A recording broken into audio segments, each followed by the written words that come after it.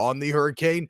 From what I have read on theadvocate.com, Francie continues to move to the Gulf as a Category 1 storm.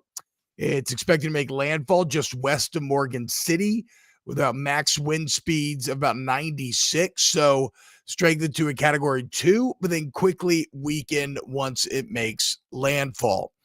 Here's a fun little anecdote, Jake, that I read this morning. Jim Cantor, of course, on the scene, giving updates live from Morgan City, but he stopped at Sweet and Simple Coffee and Sweets, where they made him cupcakes with his face on them.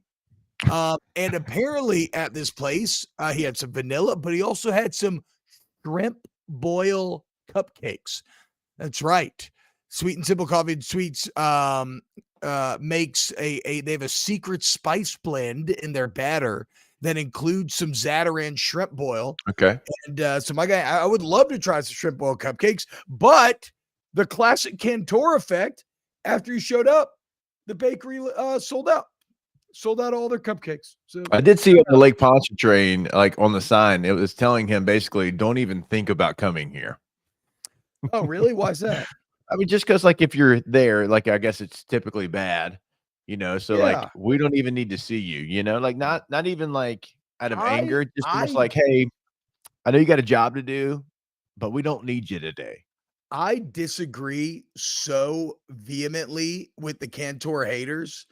I'm a hater. That think, why? Not even him. My guy's out here bringing you the weather, dude. Right, not him specifically, specifically, but like there's some weather people out there that do get a little disappointed when it's not awful weather. And I know like that's their job is to have the weather and then kind of report it. But we've all seen, people out there in the wild and they're like holding on to something. And then you see people walk behind them just casually.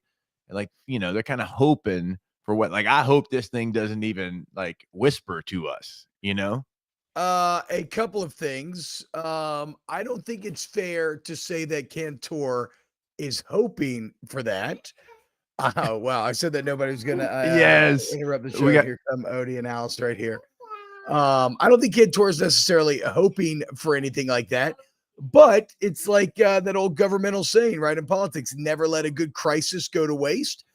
If a hurricane or a bad storm is coming, man, you're a weatherman, get in it. Show the people what's going on. And plus, like, the Weather Channel's entertainment. You got to be entertaining. I don't know. I love Cantor. Keep doing your thing. Keep staying out there, fighting the storms. We just got on YouTube, guys. Again, this is a new system working out here. Taylor's doing a great job. Please, everybody, wish Tay-Tay a very happy B-Day. And everybody stay safe today. Whatever that is for you, please stay safe today. Jake, how we feeling back in Baton Rouge?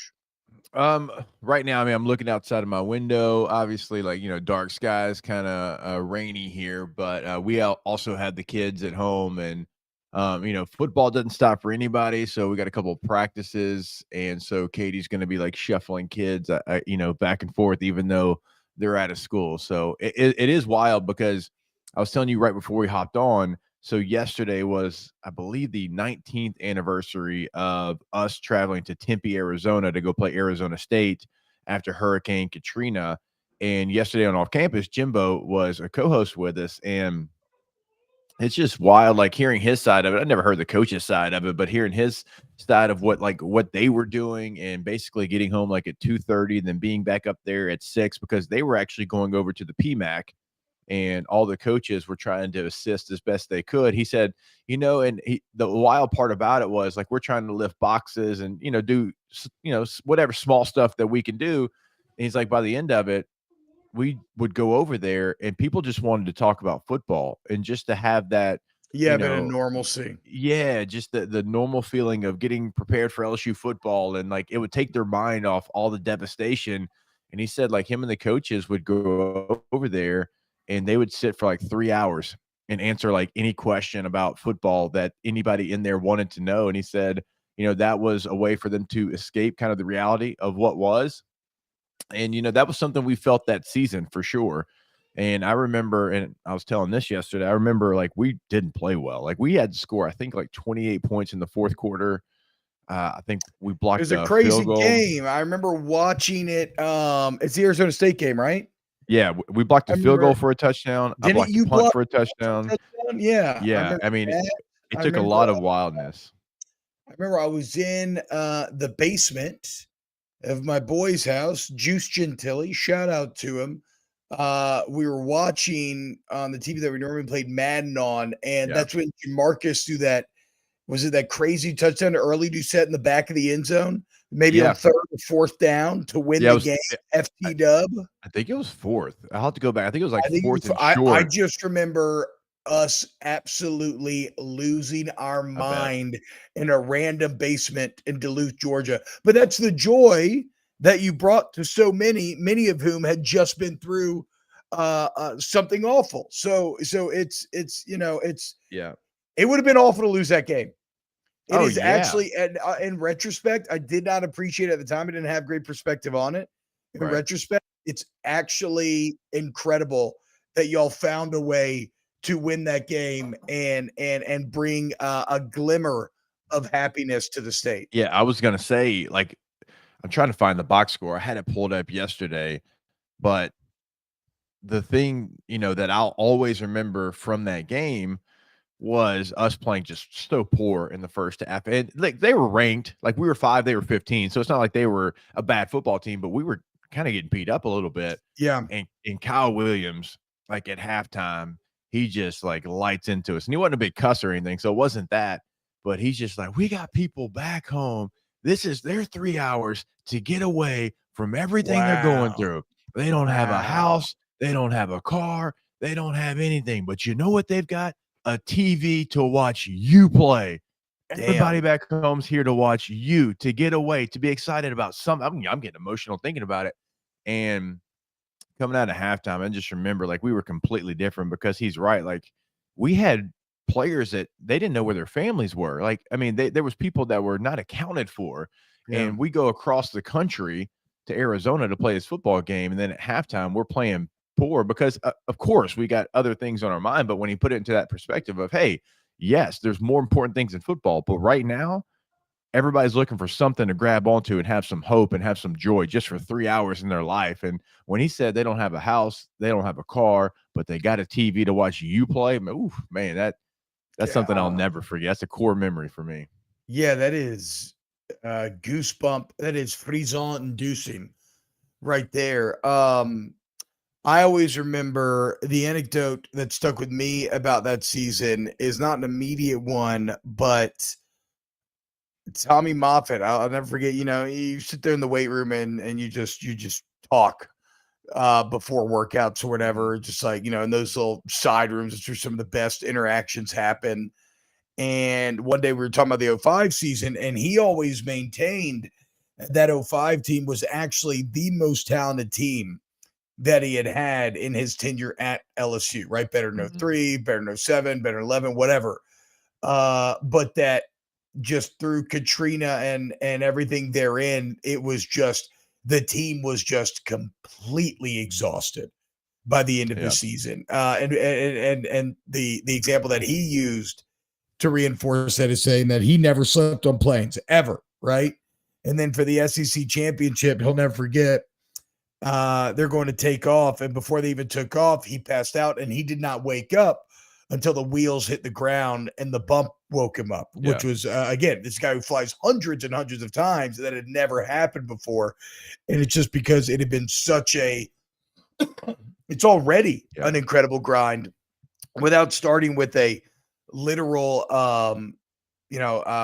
natural disaster, tragedy Yeah. taking place, ruining an entire portion of your state.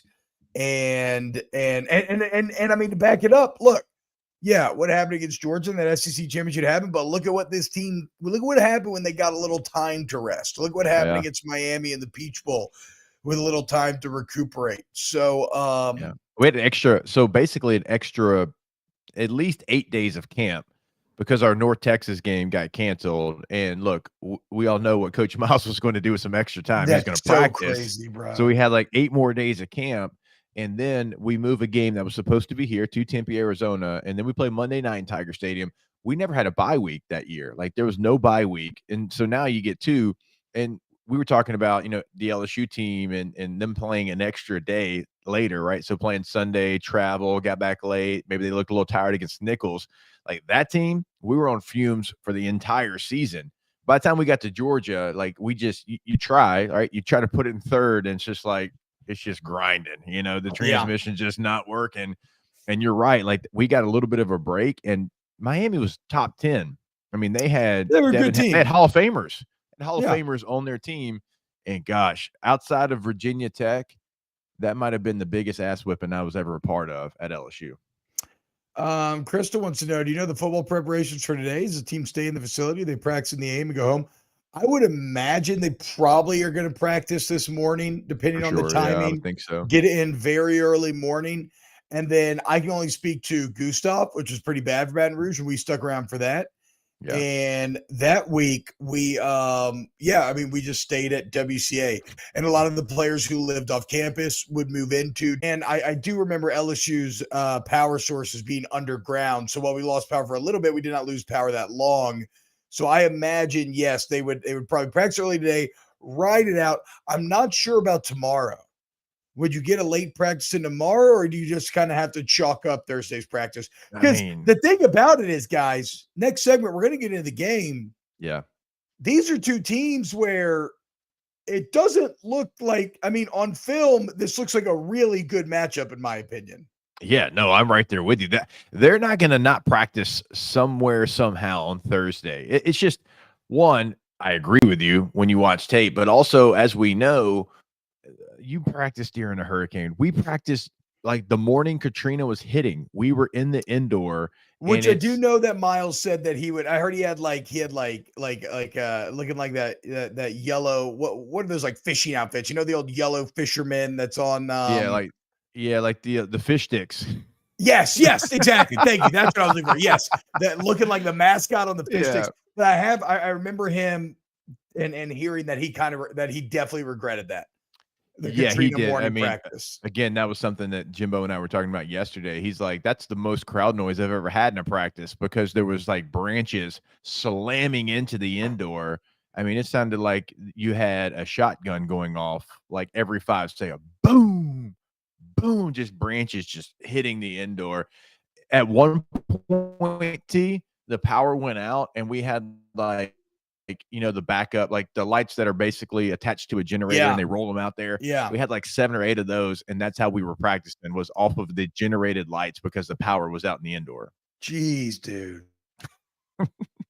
I mean, unreal memories, and it's impossible not to call up those memories. At a time Yeah. like this. But okay, so in keeping with what we just talked about, though, sometimes when these things are going on, that sense of normalcy, kind of escapism is fun, and so that's what we're going to try to provide for you this morning here on OTB. We'll be on all 7 to 10 a.m. normal show. Coming up next on the show, let's go ahead and start to dive into this South Carolina game, because I think it's pretty fascinating after watching that Kentucky game on film. Stick around, more OTB. Off the bench.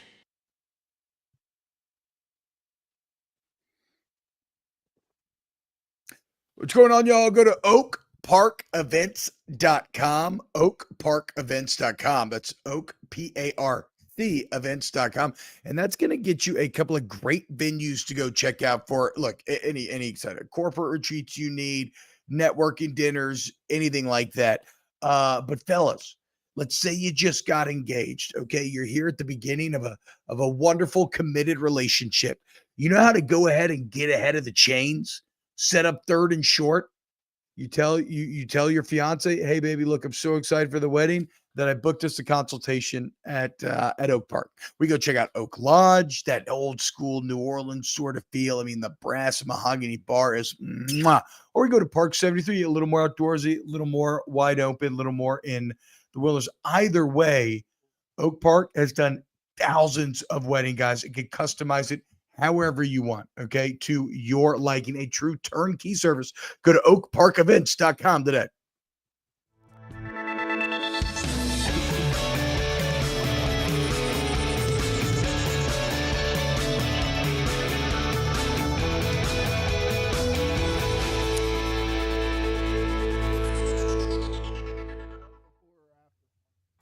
It's no secret. The best oysters in Baton Rouge are at Jolie Pearl Oyster Bar. That's great. I got both computers up so I can see Enjoy myself in. mouth-watering South Louisiana flavor. I know I hate this. I'm working off like a single laptop. I'm feeling crowded on my screen right now. Don't forget our nightly drink. Oh yeah, because you like to move them around too. Jolie Pearl Oyster Bar, located in downtown Baton Rouge. Gulf Coast Office Products is a nationally recognized Savin office equipment dealer based right here in Louisiana. Over 100 employees strong, Gulf Coast has the boots on the ground to support all vertical markets, from education, engineering, legal, and finance. With the latest in office technology, from desktop to production segment units, Gulf Coast and Savin have the perfect fit for you. Call 225-756-2644. That's 756-2644 for Gulf Coast Office Products. There it is, the extra mile, on the border of expected and extraordinary, for those willing to go further. Hey, Jake, Advanced mute your mics in customized the for break. Work or play, with safety and tech to keep you connected. Supported by a 5-star sales service Hey, and mute finance your team, mics during the break. and backed by the 1-star you know. Taylor has muted, so So you might go as well the mute extra yours. mile. It's never crowded, because so few have what it takes to go there. Mercedes-Benz Vans. I've been doing business with Luba for 25 years. They're dependable, trustworthy. It's just the attention to detail with our clients. Our folks have years and years of experience. They're highly trained professionals, but many companies have that asset. What I'd like to think makes Luba a bit different is that we use those talents in a way that truly is dedicated to serving the needs of the folks who depend on us. Dylan Cruz here to tell you about Six Rings Baseball and Softball Camp. If you live on the North Shore and play ball, go to Six Rings Camps with former LSU assistant coach Dan Canaveri. His knowledge is second to none, and your child will improve and have fun doing it. Camps were held at Coquille Park and Six Rings Academy in Covington with 4 sessions over the summer. Full day and morning only sessions are available from ages 7 to 13. Go to sixringsbaseball.com or call 985-206-9096. Learn the game to love the game. Gulf Coast Bank and Trust is giving our customers the power to bank anywhere, anytime during this challenging event. And we're right there with you.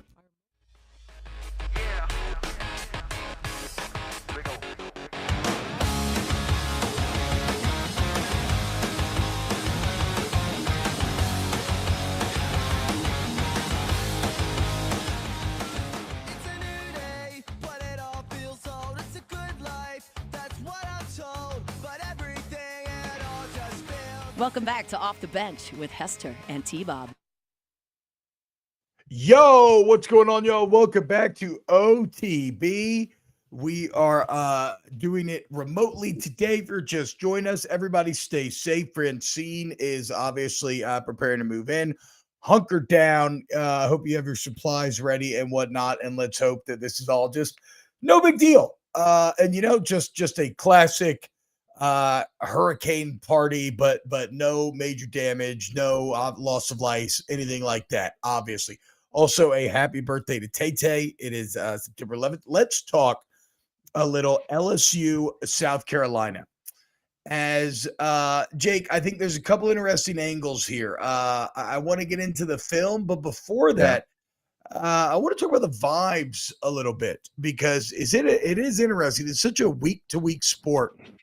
How different South Carolina's vibes are from week go. Coming out of week one, they were supremely frustrated, really struggled against Old Dominion, almost lost, found a way to win, but Jason Henderson. Lexington. Yeah, I mean, hey, Henderson's a dog, dude. I backed off. Okay, I backed off. I think he had like 3 tackles in the game, by the way, though. So, wow, I know. I know. I was shocked you didn't lead with that, but Interesting, because I told you I'm off the story. I'm off the I story. know. I'm like, sometimes look, I'm not a journalist I'm not a journalist at all. But I'm not a journalist that's going to chase the story that's going to get me in trouble.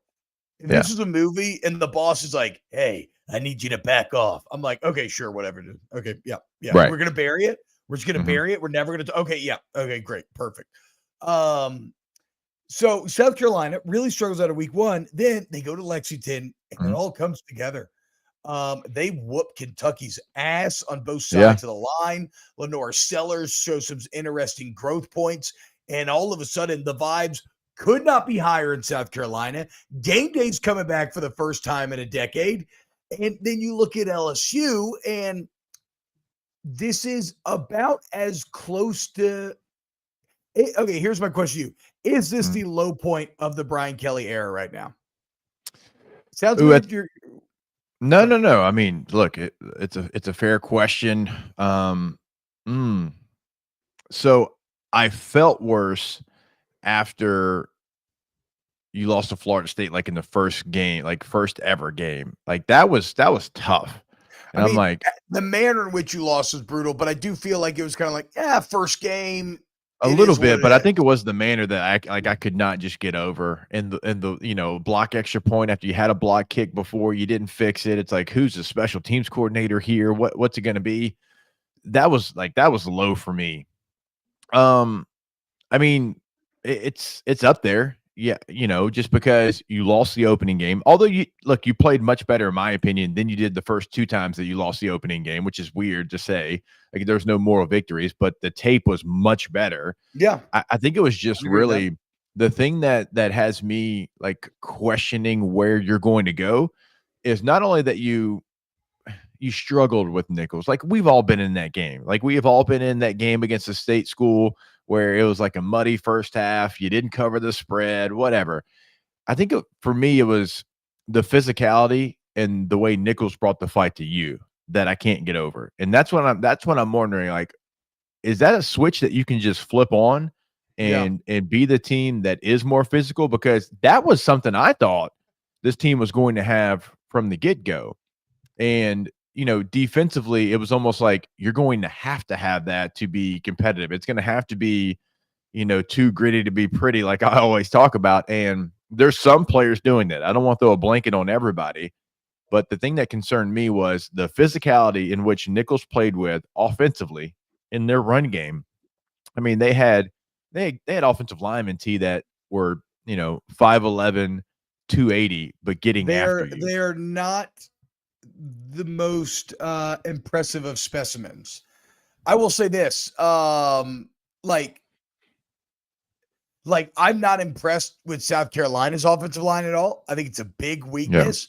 But after watching, to your point, after kind of watching what Nichols did, it's a little, it's like, okay, even if that is a weakness, I'm still not sure that you can take advantage Right. of said weakness.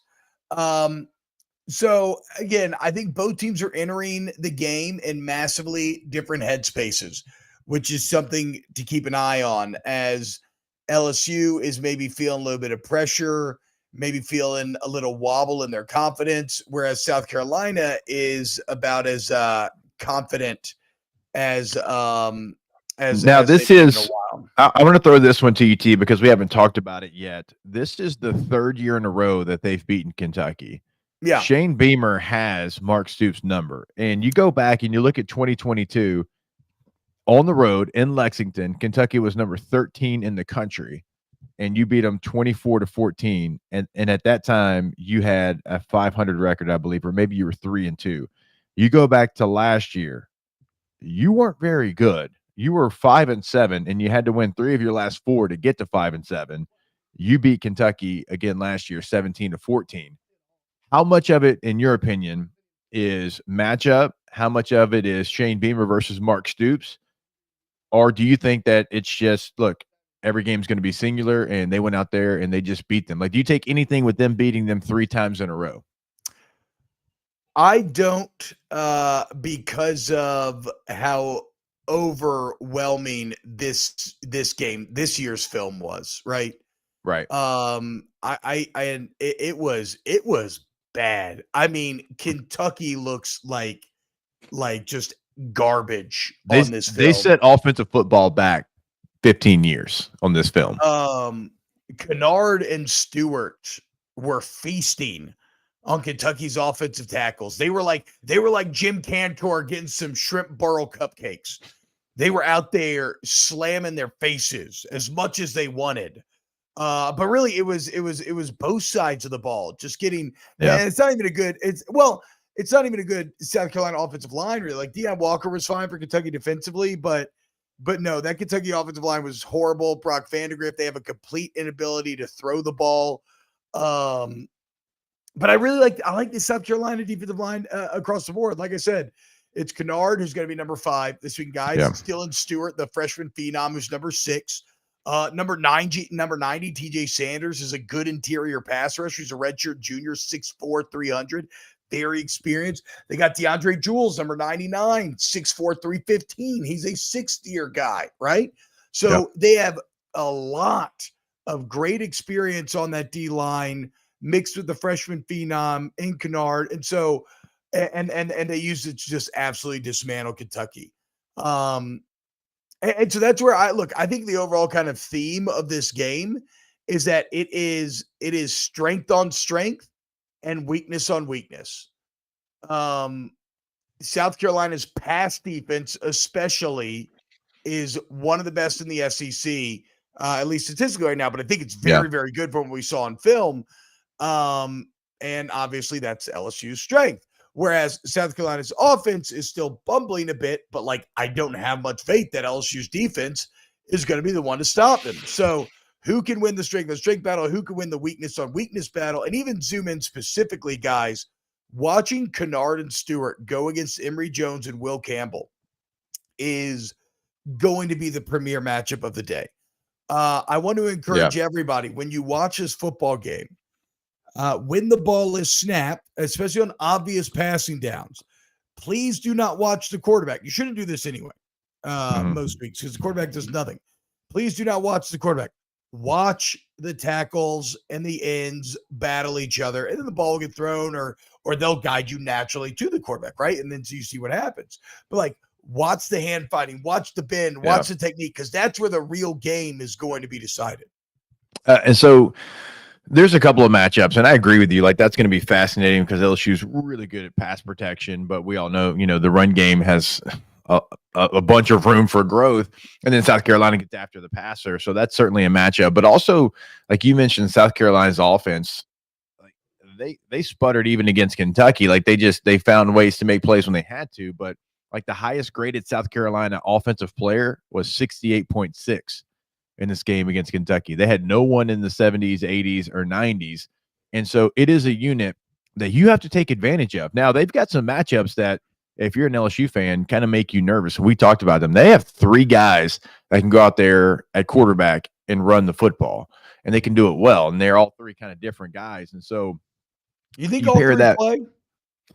I would assume that Robbie Ashford has some. After seeing Guggenheim and the way that he was able to go out there and gain some yards, I would be surprised if you don't see at least 2. Now, Luke Doty, that's just kind of me projecting that maybe because he played quarterback in the past. He's a big 225, 30-pound guy. And, he plays tight end now. So he would kind of give you also what Guggenheim gave Nichols. I just think that if it was me, if I was the offensive coordinator, I would certainly have something for him. So that's just kind of me projecting. But you pair that with Rocket Sanders, who at one time in his career was a top 3 SEC back. Now, he hasn't been that guy in a couple of years, and maybe a year and a half, but he's still talented. He still had an okay week a week ago.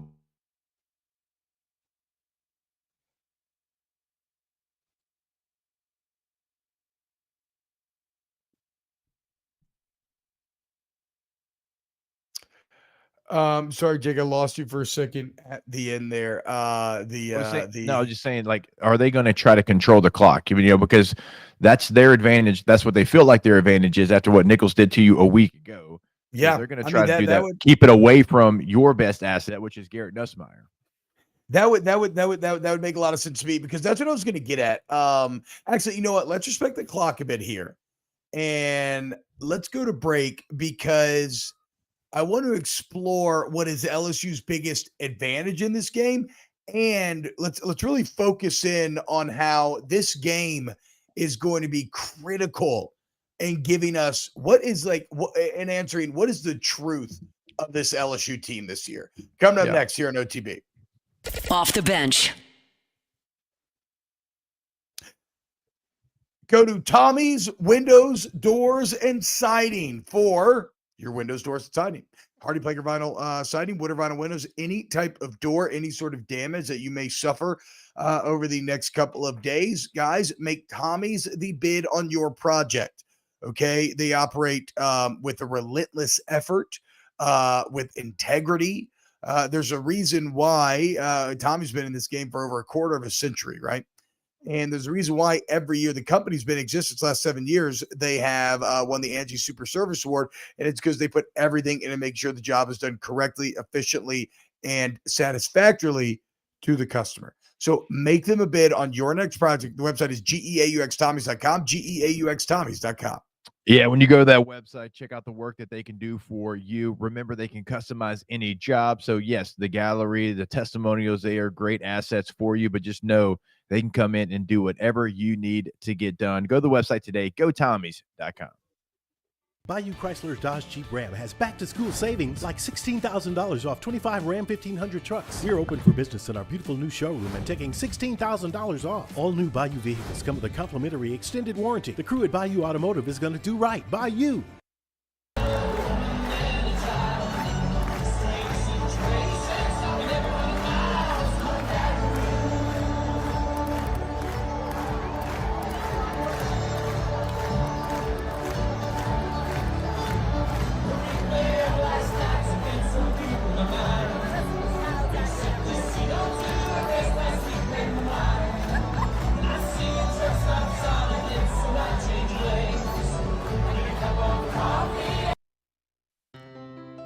When it comes to ending cancer, we push forward, always working together for you. That's why our cancer experts at Ochsner have clinically integrated with MD Anderson Cancer Center. This means advanced cancer care, including access to life-saving clinical trials and integrating care to treat the whole you. Introducing Ochsner MD Anderson Cancer Center. Long live you. BRAC teamed up to reimagine your parks, and you imagined big. With your help, we went to work, creating 12 beautiful community parks across the parish. A family-sized water park, miles and miles of trails, and parks just for your dogs. There are more places to splash, to explore, to run wild, and even soar. You imagined, we delivered gold. BRAC, your #1 park system in the nation. Electricity is all around us, and our families depend on it. Every day is sparked by the power of a cold drink or a warm meal, a movie night, and a comforting light at the end of a dark hallway. From sunrise to sunset, playtime to bedtime, our team is ready to take care of your electrical needs. Even in the case of an after-hours emergency, the light in your life shines brighter with Mr. Electric.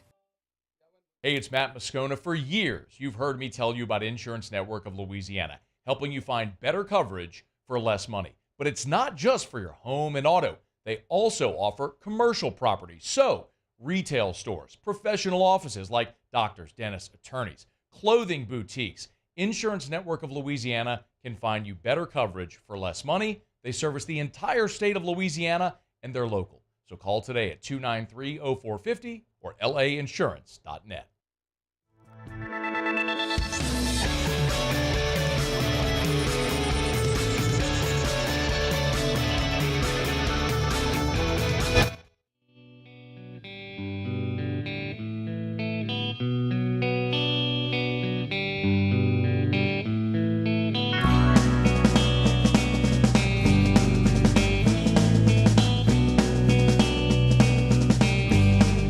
Welcome back to Off the Bench with Hester and T-Bob. Yo, what's happening, y'all? Welcome back. OTB. Everybody stay safe out there. Hurricane rolling in, guys. Hunker down. We're talking sports here on OTB. We were remote today. Shout out Tay Tay and Alondra holding it down back in the studio. Especially shout out Tay Tay as it is his birthday yesterday. And in an effort to pursue journalistic integrity, Taylor letting us know that Jason Henderson got hurt against South Carolina, did not play at all against East Carolina in week 2. To which Alondra responded, still out here trying to slander Jason, not give the full story. SMH, guys, I did not know the full story. I am not trying to slander Jason. I backed off. That was a hot and heavy Friday. Okay, everybody, please relax a little bit. Now, we're talking. That was a very fun Friday. That was interesting. We're talking LSU, South Carolina. And I want to talk about LSU's biggest advantage, and then I want to talk about how this game's so important for seeing the truth of this LSU team. LSU's biggest advantage is obviously quarterback. I actually really like Lenore Sellers' last game, especially compared to his first one. I thought there were huge strides taken forward. I thought the play design on his touchdown passes were fantastic. In fact, this entire South Carolina offense had some interesting play design, kind of trying to make up for a flawed offensive line and a quarterback that is still very raw. So like they took steps forward, but let's be clear, that quarterback group is nowhere close to the level that Garrett Nussmeier is playing at. It's one of the reasons why Emory Jones and Will Campbell and the rest of this offensive line must honor our take that they are elite pass protectors. Like they have to win that battle because it's the only way to take advantage of your greatest advantage. And it's also why the defense is going to be really challenged to not allow South Carolina to control the ball and keep Garrett Nussmeier off of the field. I mean, Jake, do you agree that that is by far LSU's biggest advantage in this game? Yeah, no, I think so. Again, we talked about trying to force maybe an issue that right now it's just not there. Like if trying to, like in the USC game, you tried to establish the run in the third quarter and it wasn't there. It wasn't there last week against Nichols. Like, do you want to run the football? Like, yeah, for sure. And you want to find a way to get that done. But also, I think your biggest advantage is going to be Garrett Nussmeier, these receivers, and all the weapons that he has. And so, like, how they played this game, to me, is going to be interesting because if you try to, again, establish the run right now, I just don't think that bodes well for you. I don't think that's your best path to success. Now, if it's hitting and it's working and you feel like you've got something, sure, absolutely. But it looked disconnected last week. We talked about it. Running backs were not reading their keys. The offensive line continues to kind of be the same. Tight ends was a little bit better, but certainly not good enough. Yeah, I mean, now Brian Kelly's maintaining that why they've called what they have is that defenses are, that in a lot of these RPOs, it's just the defensive formation that is choosing the P out of the RPO. So, I mean, honestly, I don't like Nichols' game plan is still interesting to me. Like, why prioritize stopping the run over the pass, right? Like, yeah, I cannot imagine that South Carolina, if I was playing this LSU team, I would drop 8 and just be like, prove to me that you can run the ball effectively and force, and I'm not saying drop 8 every play, right? But like I would prioritize coverage and say, prove to me that you can run the ball effectively, and then we'll talk. The fact that they played cover 1 and just said, we're going to man you across the board with one deep safety, and they didn't get out of it. And then, like, as we know, go back to 2020, when you run crossers, which LSU was having a lot of success with against man coverage, you're going to have wide open receivers like LSU did. That, I don't know, aggressive game plan to say the least. So, and especially with a D line as good as South Carolina's is, like they can say, hey, we think we can get pressure with 4. And they might be right. Like not many teams can say that, especially not against LSU. This might be one of the few that could. One thing that I'm excited for Saturday, again, coming out of film watch on both teams, I mean, it feels surprisingly even, especially given what I would have thought entering the season. However, I can't help but wonder, am I being too much of a bit of a prisoner of the moment? I mean, if we look, LSU, this USC team seems really good right now. They follow up their win in Vegas by going to beat Utah State 42-0, first shutout since 2011. However, LSU had to collapse or allow USC to take it from them late in that fourth quarter to lose that game. They also did have a bit of bad luck. You think about the forced fumbles and it bounced their way, where if any one of them does, like that's probably an LSU win. So that would speak to a team that is much better than how my mind currently feels about them.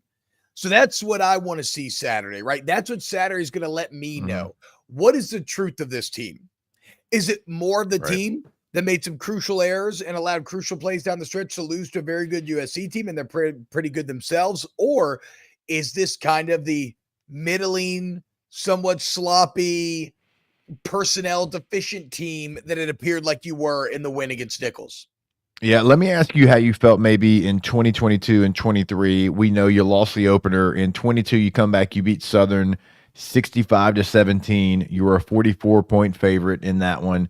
Last year, you come back, you were a 52-point favorite. You win against Grambling State 72-10. Both cases, you were going against Mississippi State at home 31-16 and 22. Last year on the road, 41-14 at Mississippi State. And you and I were watching that one at Don Juan's, I remember, and we were, loving it because we were worried about that game going into it. And then you had this explosion. What's your feelings this year, kind of knowing what it is, kind of same situation, huge opener, FCS opponent. Although Nichols, I want to give them their credit. They're a playoff team in the FCS. So it is a little different. Also, I remember about Mississippi State last year. After watching the state film, that was one of the most confident we've ever actually been that LSU was going to win. That's true. So that would be my greatest difference from last year to this year, is after watching this South Carolina film, I don't feel like they're nearly as flawed as that state team was. And I feel like maybe they're not super well positioned to take advantage of LSU's weaknesses. Cause like I said, it's, strength, weakness on weakness, but again, they have some real juice defensively. Yeah. I saw an offense that improved. And I'm just really down on the LSU defensive personnel right now. So, granted, but I guess your overall point, yes, the last couple of years, especially that first year where you had no real expectation, I thought that LSU team was going to be pretty bad. I mean, you're coming off a 2-year sample size where you're one game under 500, and they ended up being good. So, what's the truth of this LSU team? Like we said yesterday, are they still better than kind of the middle of the pack SEC? This game will decide it. All right, when we get back, let's wrap up hour number 1 on OTB. Off the bench. Go to All-Star Toyota of Baton Rouge. All-Star Toyota of BatonRouge.com is the website. All-Star Toyota Baton Rouge is right there off of Airline and Goodwood, guys. Very conveniently located. Your next vehicle, whether it's new, maybe a Toyota certified used vehicle where you still get things like an excellent warranty coverage, maybe you need a rent. But look, if your car suffers any damage during the storms, All-Star Toyota's body shop and service center is open to all makes and models. Doesn't have to be Toyota, doesn't have to be from All-Star. Free professional estimates, excellent lines of communication, rental cars available, factory parts, a shuttle service to drop you off, pick you back up. Go to All-Star Toyota at BatonRouge.com today. Yeah, when you go to the website, you'll see exactly what T-Bob is talking about, buying new, leasing, and renting. They have so much available for you, and you're going to meet your needs, your family's needs, no matter what you're looking for. Full-size Sequoia, the Sienna minivan. If you're looking for a 4Runner, Highlander, that midsize SUV, they've got you covered there. You can go buy the hybrid sedan. They have something for everyone, buying new, leasing, and renting. Go to All-Star Toyota of BatonRouge.com. There's nothing chill about a hot, sweaty line. Unless you add Mountain Cold Refreshment. Coors Light. Choose chill. We're Rev Business, a local provider with nearly 90 years of experience. So when it comes to business in Louisiana, we know that personalized service is key. And we're here to go the extra mile with all fiber solutions that deliver what every business needs: reliability and quality. We're not just providers. We're the local team dedicated to helping you succeed. True partnerships are homegrown. Rev Business, internet, phone, managed services. Visit us at letsrev.biz.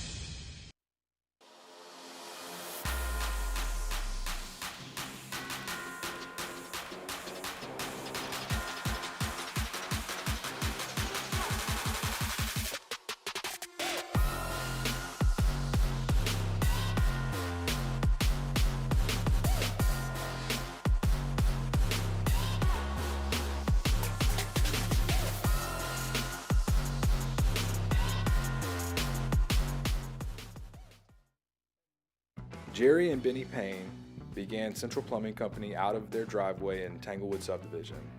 50 years later and 4 generations down the road, we continue to serve Baton Rouge and the surrounding areas for all of their plumbing needs. Residential, commercial, industrial, or hospitality, Central Plumbing is here 24/7, 365. We want to thank our customers, family, and friends for 50 years of success. And looking forward to 50 more. Gulf Coast Office Products is a nationally recognized Savin office equipment dealer based right here in Louisiana. Over 100 employees strong, Gulf Coast has the boots on the ground to support all vertical markets from education, engineering, legal, and finance. With the latest in office technology from desktop to production segment units, Gulf Coast and Savin have the perfect fit for you. Call 225-756-2644. That's 756-2644 for Gulf Coast Office Products. There it is, the extra mile, on the border of expected and extraordinary, for those willing to go further, like vans customized for work or play, with safety and tech to keep you connected, supported by a 5-star sales, service, and finance team, and backed by the 1-star you know. So go the extra mile. It's never crowded, because so few have what it takes to go there. Mercedes-Benz Vans.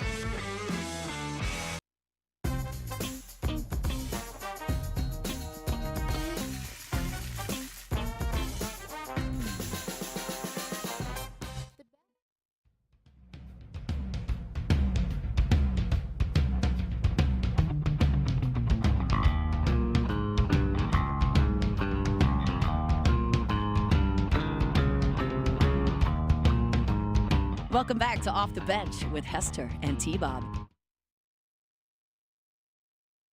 What's happening, y'all? Welcome back to OTB. Talking a lot of LSU, South Carolina here.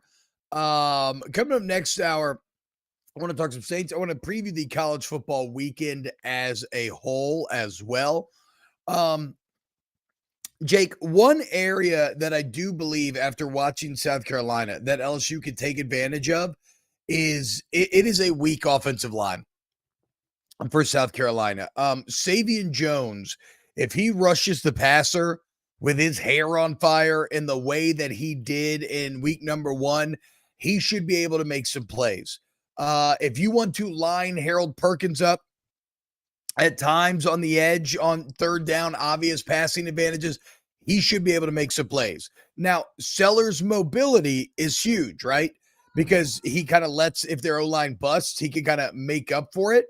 But I got to thinking, do you bring back the Harold Perkins spy this week?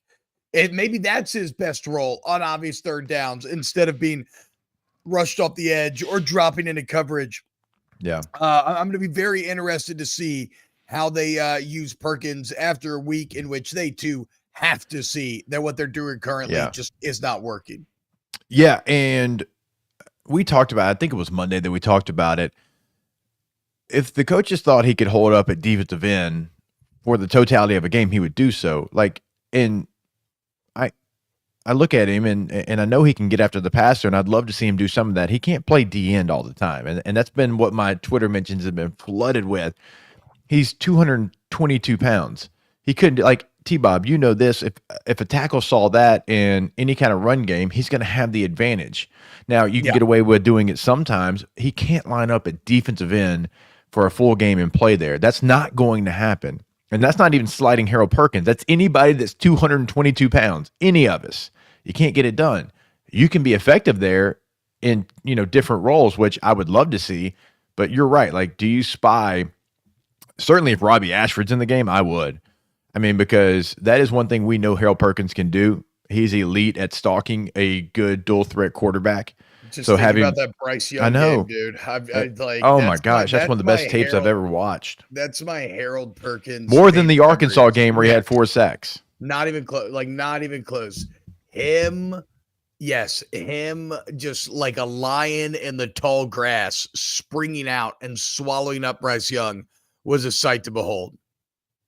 So, I mean, I would love to see Perkins switch it up, have that kind of role where he's spying the quarterback, look like he's going to spy, and then all of a sudden he either comes through the A gap or, you know, the last second you go down with the defensive tackle and in. Here comes Harold Perkins around. Like, you can get creative with it. He doesn't have to. So coming off the edge, he doesn't have to line up and just come off the edge. Now, he can do that some, but man, get exotic with it. Because, like, as a running back, if I've got Harold Perkins and he's in the A gap, what am I going to do? I'm going to immediately try like a bat out of hell to go meet him at the line. But if it comes down and around, I'm in the muck and I can't get back to him. He's way too fast for me to get back to. He's going to have a free release basically at the quarterback. And those are the kind of things that I think he's going to do at the next level. Like he's not going to be an every down player maybe, but that's okay. Like there's players that have huge contracts that are Pro Bowl players that aren't every down players. He's a unique player. And I would love to see some of that uniqueness kind of come out here in this game. It's a perfect game because no matter who they play at quarterback, it's going to be somebody that can go out there and get some yards with their legs as well. Yeah. So, again, Blake Baker knows way more about football than I ever will know. Like Blake Baker will forget. Brian Kelly will forget more football than I will ever know. So they know it's not working. And how do you make it work? It's been shocking. They kind of haven't figured it out up to this point, but here's hoping that they can.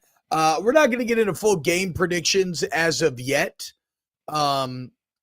Because, you know, it's only Wednesday. So we'll continue to break down the game over the next couple of days as well. But here on this Wednesday, I feel like the Garrett Nussmeier gap is the difference. Quarterback's the most important position on the field. I feel like you have a significantly better quarterback, but I also feel this game is way closer than I would have thought just a couple of weeks ago. Again, what is the truth of this LSU team? By the way, guys, you sharp-eyed people may notice, and I'll go on a tour throughout the rest of the show to different venues, but I started in the Shire. I am now in the Scarlet Monastery. Everybody's that's what I thought. Favorite dungeon from Vanilla WoW. I mean, Jake, the gear coming out of Scarlet Monastery, elite. Whether it's White Mane Chapeau, of course, this is where you get all of Herod's gear, the shoulder, with the spikes, the helmet, the spinning axe. So see if you can guess where I am next here on OTB. Hour 2 coming up. Stick around. Hit the like button, guys. Off the bench. Go to Goodwood. Go to yourgoodwood.com. Yourgoodwood.com. That is Goodwood's men's sexual wellness, guys. Don't settle for your mediocre sex life, okay? Again, appreciate the genius billboard right there on iTab that just straight up says limp. Get in touch with Goodwood, okay? Live your life without fear or embarrassment. We get one time on this earth, okay? So ED, low T, feeling old, like you can combat these things and you can reach your full potential. You can walk around with the confidence that you used to have. All you need to do is go to yourgoodwood.com. Yeah, when you go to that website, you can check out a list of the services that they can help you out with, like PRP hair rejuvenation is something that we've talked about in the past. So go to the website today, check out what they can do for you. Also, remember, you can book your appointment right there on the website. So you go to yourgoodwood.com, top right corner. It says literally click here to book, have a consultation, set up a meeting, yourgoodwood.com. Bayou Ford has the new inventory to get you in a new Ford truck or SUV today, or customize your next vehicle just the way you want it. All new Bayou Ford vehicles come with a 1 million mile powertrain warranty. The crew at Bayou Ford is going to do right by you.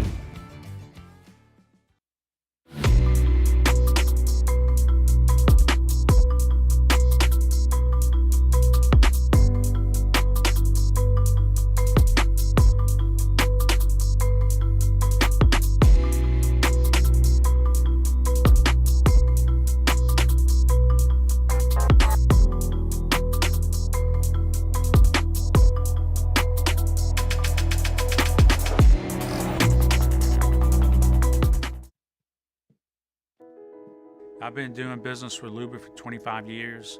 They're dependable, trustworthy. It's just the attention to detail with our clients. Our folks have years and years of experience. They're highly trained professionals. But many companies have that asset. What I'd like to think makes Luba a bit different is that we use those talents in a way that truly is dedicated to serving the needs of the folks who depend on us. Dylan Cruz here to tell you about Six Rings Baseball and Softball Camp. If you live on the North Shore and play ball, go to Six Rings Camps with former LSU assistant coach Dan Canaveri. His knowledge is second to none, and your child will improve and have fun doing it. Camps were held at Coquille Park and Six Rings Academy in Covington with 4 sessions over the summer. Full day and morning only sessions are available from ages 7 to 13. Go to sixringsbaseball.com or call 985-206-9096. Learn the game to love the game. When it comes to ending cancer, we push forward, always working together for you. That's why our cancer experts at Ochsner have clinically integrated with MD Anderson Cancer Center. This means advanced cancer care, including access to life-saving clinical trials and integrating care to treat the whole you. Introducing Ochsner MD Anderson Cancer Center. Long live you. Breck teamed up to reimagine your parks, and you imagined big. With your help, we went to work, creating 12 beautiful community parks across the parish. A family-sized water park, miles and miles of trails, and parks just for your dogs.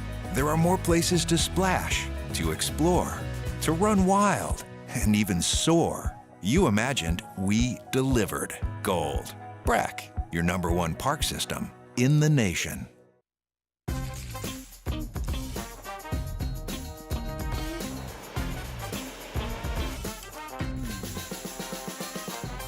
The best kept secret in town is out. Discover Tallulah at the Renaissance Hotel on Bluebonnet.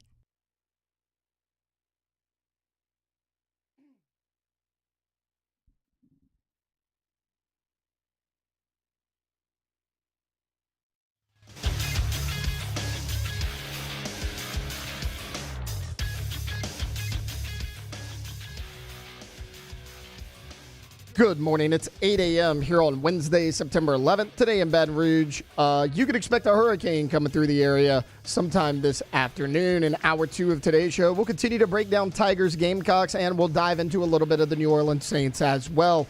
You can follow us on Twitter or Instagram at OTB_ESPN and watch us on YouTube at the 104.5 ESPN channel. Hour number 2 of Off the Bench, live from Toledo. Ben and Jacob Hester's Man Cave starts now. Let's go, baby, let's go! All-Star Toyota presents Off the Bench with Jacob Hester and T-Bob Hebert. Yeah! Off the Bench with Jacob Hester and T-Bob Hebert. Hey, they said I gotta come off the bench. Now, here's Jacob Hester and T-Bob Hebert.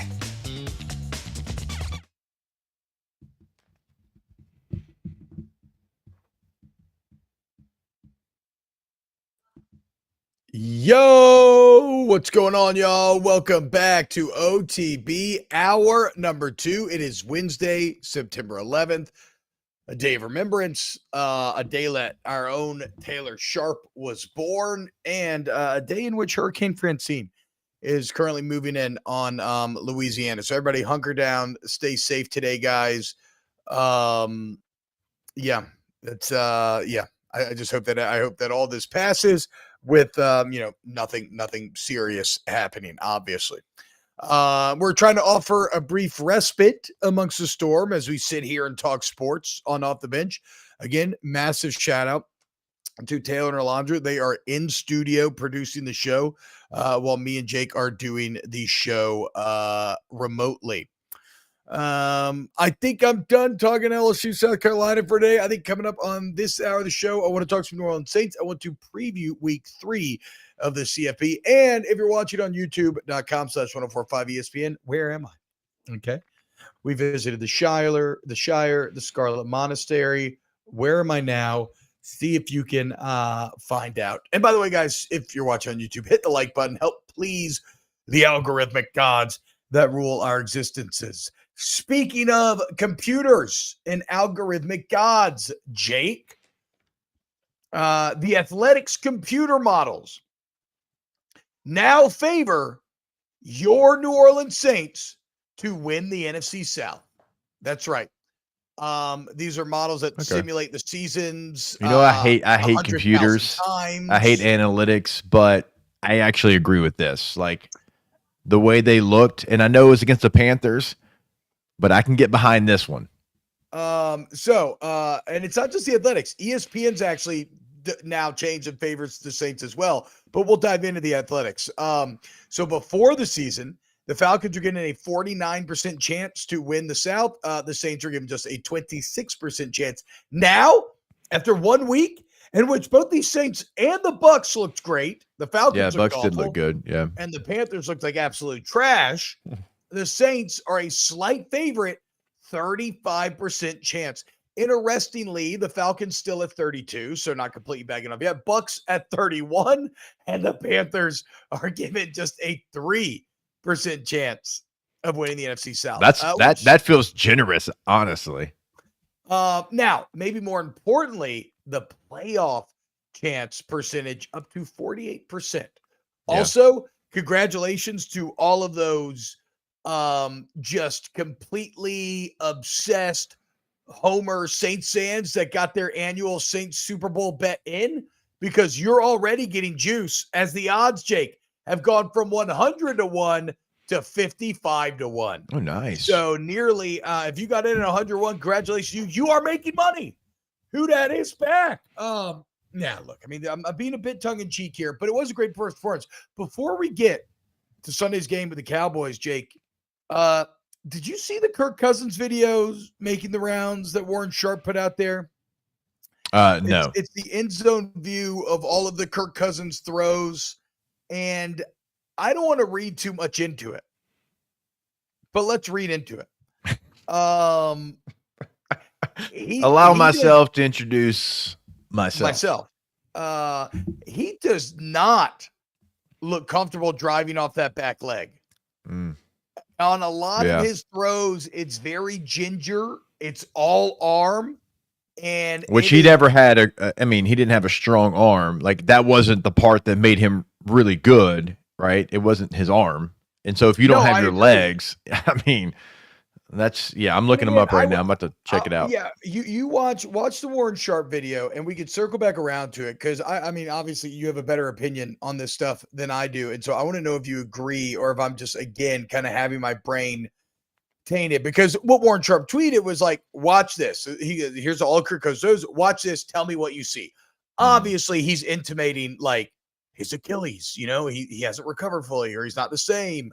So already you are that's kind of put in your head, but after watching the throws, it's kind of hard not to see it, man. We'll see, because I mean, look, we've all watched the NFL long enough where we know that the worst thing you can do is overreact to week one and make sweeping proclamations going forward. Yeah. But what you can do, you can feel better or worse about your team. And it is unquestionable that you should feel better about your New Orleans Saints. My question to you, Jake, is it was the Panthers. Given what you saw, what do you think? How much of a chance do you give the Saints this Sunday against the Cowgirls? No, I give them an opportunity. Now, Dallas looked really good. I'm not going to lie there. Now, how good's Cleveland? That's going to be the question. I mean, Deshaun Watson, the Monstars came down and took all the talent he had in Houston completely away, and he doesn't look like a shell of himself. And so we'll see. Both played bad teams, but in the NFL, you still have to go out there and take advantage of playing a bad team and win the game. And they both won in a way which you typically don't see in the NFL. If the Saints stay on schedule, if they have the game plan that they had, yeah, absolutely, they can go out there. Look, both these defenses are going to make it difficult for both offenses to score any points. I think these are two really good defenses. So can Derek Carr make the plays? Can Dak Prescott make the plays if you're a Cowboys fan? I think it's going to be a close football game. I don't expect it to be high scoring. If it ended up 21-17, something like that, that feels like where that game's going to live. Is defense winning in the NFL right now, Jake? A lot of low scores on Sunday. You know, there were 2 quarterbacks that threw for over 300 yards. Do you know who they were? 2 quarterbacks that threw.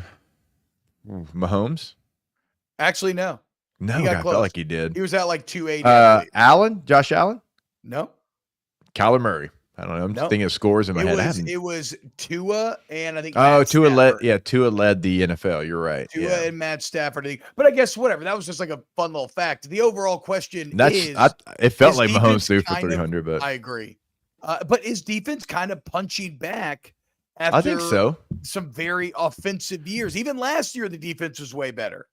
Well, here's another thing to pay attention to, and you and I were joking about it while we were watching the game at the Queen. Shout out the Queen. They are really strict right now on these tackles lining up in the backfield. And for so long, these tackles had a full advantage. And I know because I played wing on punt and I tried to take it. We are supposed to have the same alignment as the tackles had, but we cheated the hell out of it. It's like, they're not going to call it. Like I would put my full extended hand, right, if I'm the wing on the tackle and I'm supposed to be, a part of the tackle. Break his waist or something like that, right? Well, the tackle was supposed to break it too, and he was off. So I was, we're out here, we're way off, and because we moved our gunners, like too. If you had your gunners on and you had your snapper, guard, tackle, you'd be fine. But we used to move our gunners so they would go in motion, so one of them wouldn't be on the line. So one of our wings, we were supposed to be on the line, but I mean, we cheated the heck out of it. And it was an advantage for us because, we'll go in unison. You got to go extra 2 yards to get past me. And that's what tackles were doing. Dude, they called that, and not just the opener on Thursday night. If you watched across the league, they called that a ton. And so these edge rushers are having more success. I felt like they let the DBs play a little bit more. But for me, like them kind of cracking down on the tackles, getting that extra jump, I think you saw better edge play because they're not really at that disadvantage like they were. A bit interesting because normally these rule changes always favor the offense and points. And because we're the superior side of the football, but I'm inclined to agree, but again, our biases and such. So it's interesting for them to make and enforce a rule change that would almost exclusively work against the quarterback. What is good for the New Orleans Saints here is that is your side of the ball. That is your strength. Like if you are a team whose main identity is defense, then any rule change made that benefits the defense benefits you to a greater extent than a team that is offensive.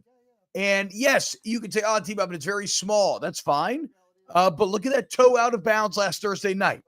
The smallest things make the differences in this league. These tiny little percentage points in which you can gain advantages. So, Saints fans, is it going to help Micah Parsons cook Penny hard? Well, I guess can't quite cook him any harder. There's probably already going to happen, right?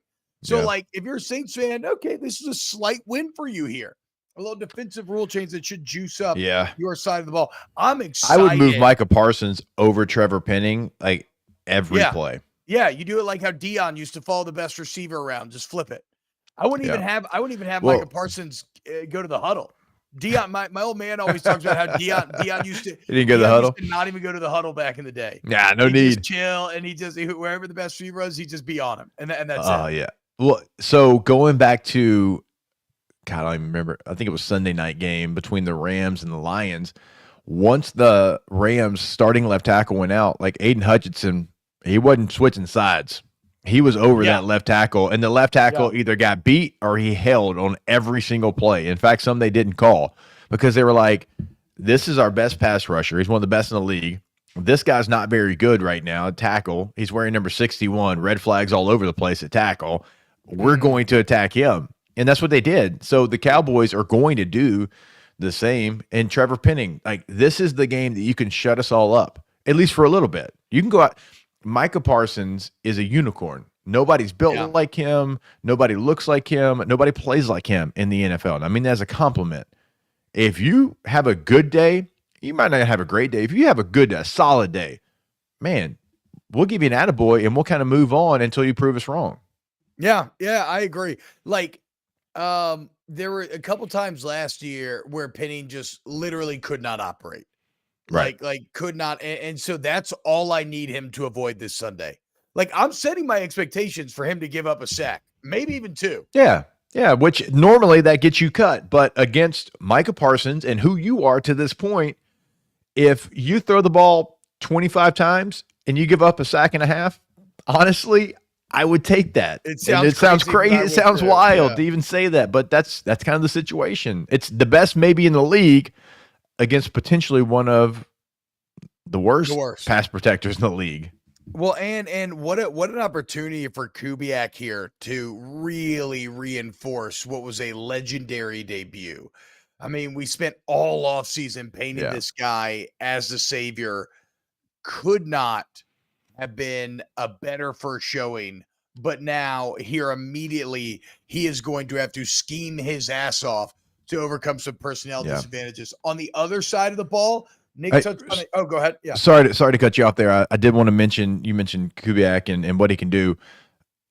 It has got to be uncomfortable for Dallas and those edge rushers. I mean, move people all over the place. Even like in a pass protection, like Parsons is coming right at the field. Well, you got, let's say, Foster Moreau on the left side, and let's say Parsons lines up on your right, and he's going against Penning, and he thinks, man, I don't have a tight end up here. What am I going to do? I'm going to go up the field. You have Foster come across. It's like a hard play action zone run where Foster looks like he's cutting off the backside, but it's a pass, and Parsons doesn't see him, and then Foster gets a shot on Parsons. That slows him down a little bit. Like, those are the things I'm talking about. Like, get creative. Hey, motion Taysom out wide and then have him come crack Micah Parsons on a toss. Like, make it where he can't just say, I'm getting after the quarterback or I'm going to be in the backfield. That's where, like, shifts and motions, when you do it so much that the defensive ends can't just pin their ears back because they're not scared, but they're timid because they know it could be coming from any direction. Well, and remember, that's what Nick, another element that could help there is what Nick talked about yesterday, a willingness to run on 3rd and long. They pick up that first down on 3rd and 7, and you have Jadeveon Clowney just selling out in a pass rush, and it ends up opening up the gap that gets the first down. So, like, if creativity is the key to minimize, to mitigating the damage in that mismatch, I trust Clint Kubiak eons more than I trusted Pete Carmichael last season. So that's good. Pete would have lined up in base offense with no help over there for Trevor Penning, no motion, no threat of anything. You might give him a chip. He'd give him a chip on the way out. Maybe. Okay, yeah. He would have done the worst thing to do, which is like max protect and leave everybody in, which really is worse. It's the worst because you have 2 people out in the route. Yeah, like it would have been the most basic thing. You don't have that, and you have to use that to your advantage. When you have a deficiency, all right, well, how do I hide that, or how do I help that out without showing everybody that I'm helping it out? You get creative, and the one thing that anybody in this coaching tree that he comes from has done a great job of is having players that can do multiple things. Like, you watched the 49ers the other night. Juszczyk's out there blocking his ass off, and he's also running wheel routes and catching them. Debo's lining up at receiver, making plays, lining up at running back, making plays. Kittle's lining up at tight end, at receiver. Like, everybody in that offense has dual roles. It's like when you show up, you can't be like, well, I'm this. No, you're going to be this and maybe also this, which I appreciate. Well, go ahead, Jake. Well, sorry, reinforcing that point. Remember that that personnel group we talked about yesterday. They had Shaheed at the pistol. They had Kamara split out wide. They had Taysom lined up as fullback. They had Olave as the other wideout. So they're like, he's taking those philosophies and we've already seen them here. Because even if you don't use Rashid Shaheed in the pistol, if he lines up there and you don't give him the football, it still affects the play. Because they're like, hold up, wait a minute. We had strike blitz call. We ain't doing that. Not with 22 back there. We're gonna bring strike blitz. Sam strong safety off the front side. He's gonna swing out, free release. They're gonna throw it to him. He's gonna hit the corner and be gone. We can't. Hey, base, call it off. And that's just with him being in the backfield. You don't even have to give him the football for them to affect the play. But if you just line up T and you run it, that doesn't scare me. I'm going to play whatever coverage. I'm going to still bring my blitz, and we're going to be us. But if you dictate what they've got to do, it slows them down. And so, yeah, if I see 22 in the backfield, I'm nervous. If I see 7 do something that's abnormal, I'm still nervous for what he can do, because you can't be the defense you want to be if you have something like that, because you're terrified of what it could end up being. Now, if the Saints don't utilize that, maybe later in the season, it's a different conversation. But here early in the season, again, if I see 22 in a pistol, that sends off like sirens for me, like, hold up, like, let's play this a little safe. And if you're the Saints, you want the defense to play safe right now while you're trying to figure out exactly who you are. So, look, the bottom line about all this is already I'm so much more excited for this Cowboys game than I was previously. I cannot wait to see how they try to scheme it up offensively.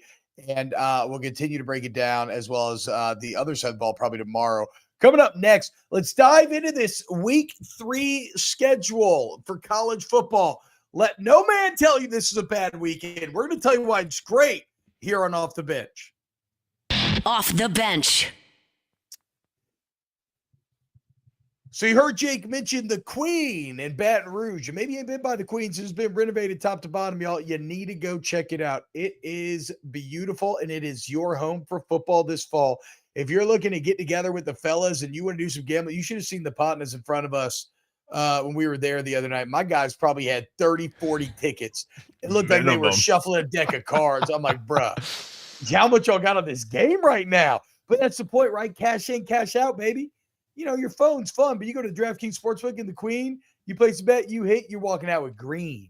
Okay. Yep. Go check them out today. The Queen of Baton Rouge. I mean, I can't speak enough how different it looks. I mean, it is one of the nicest places that I've been. And we were just in Vegas for a long time. And the Queen, honestly, it beat the place that we were at. I can promise you that. And T-Bob and I, we were blown away with the way it looked, the way it felt, multiple restaurant options. The DraftKings Sportsbook is incredible. I mean, the booths they have right in there. Can't wait to get back out there, watch some football. Go visit the Queen in Baton Rouge today. It's no secret. The best oysters in Baton Rouge are at Jolie Pearl Oyster Bar. Enjoy mouth-watering South Louisiana flavor and oysters from all over the country. And don't forget our nightly drink specials.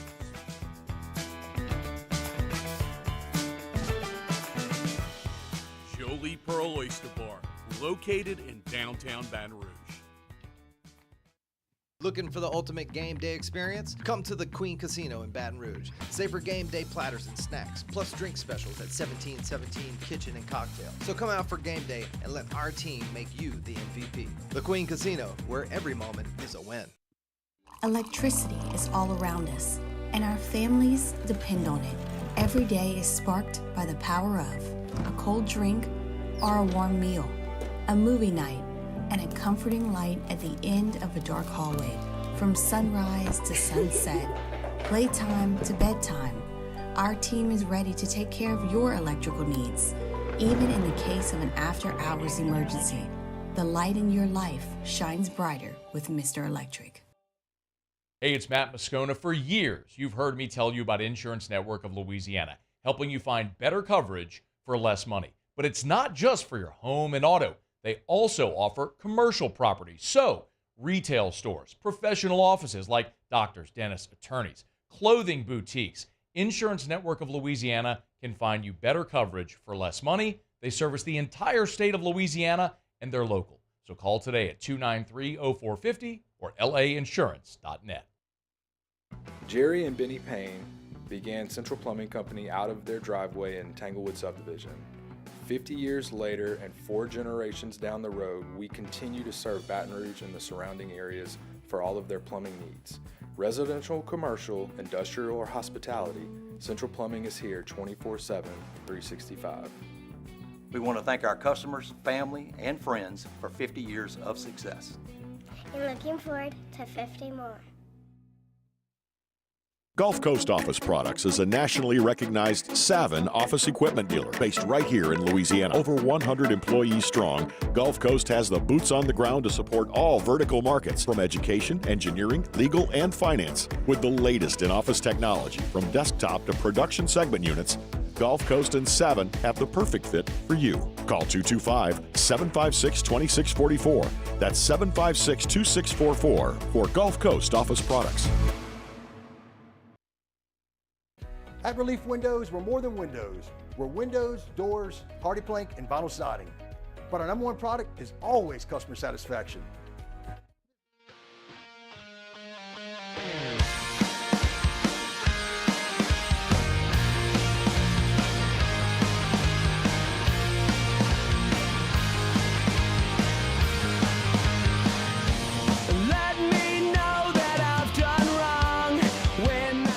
Welcome back to Off the Bench with Hester and T-Bob.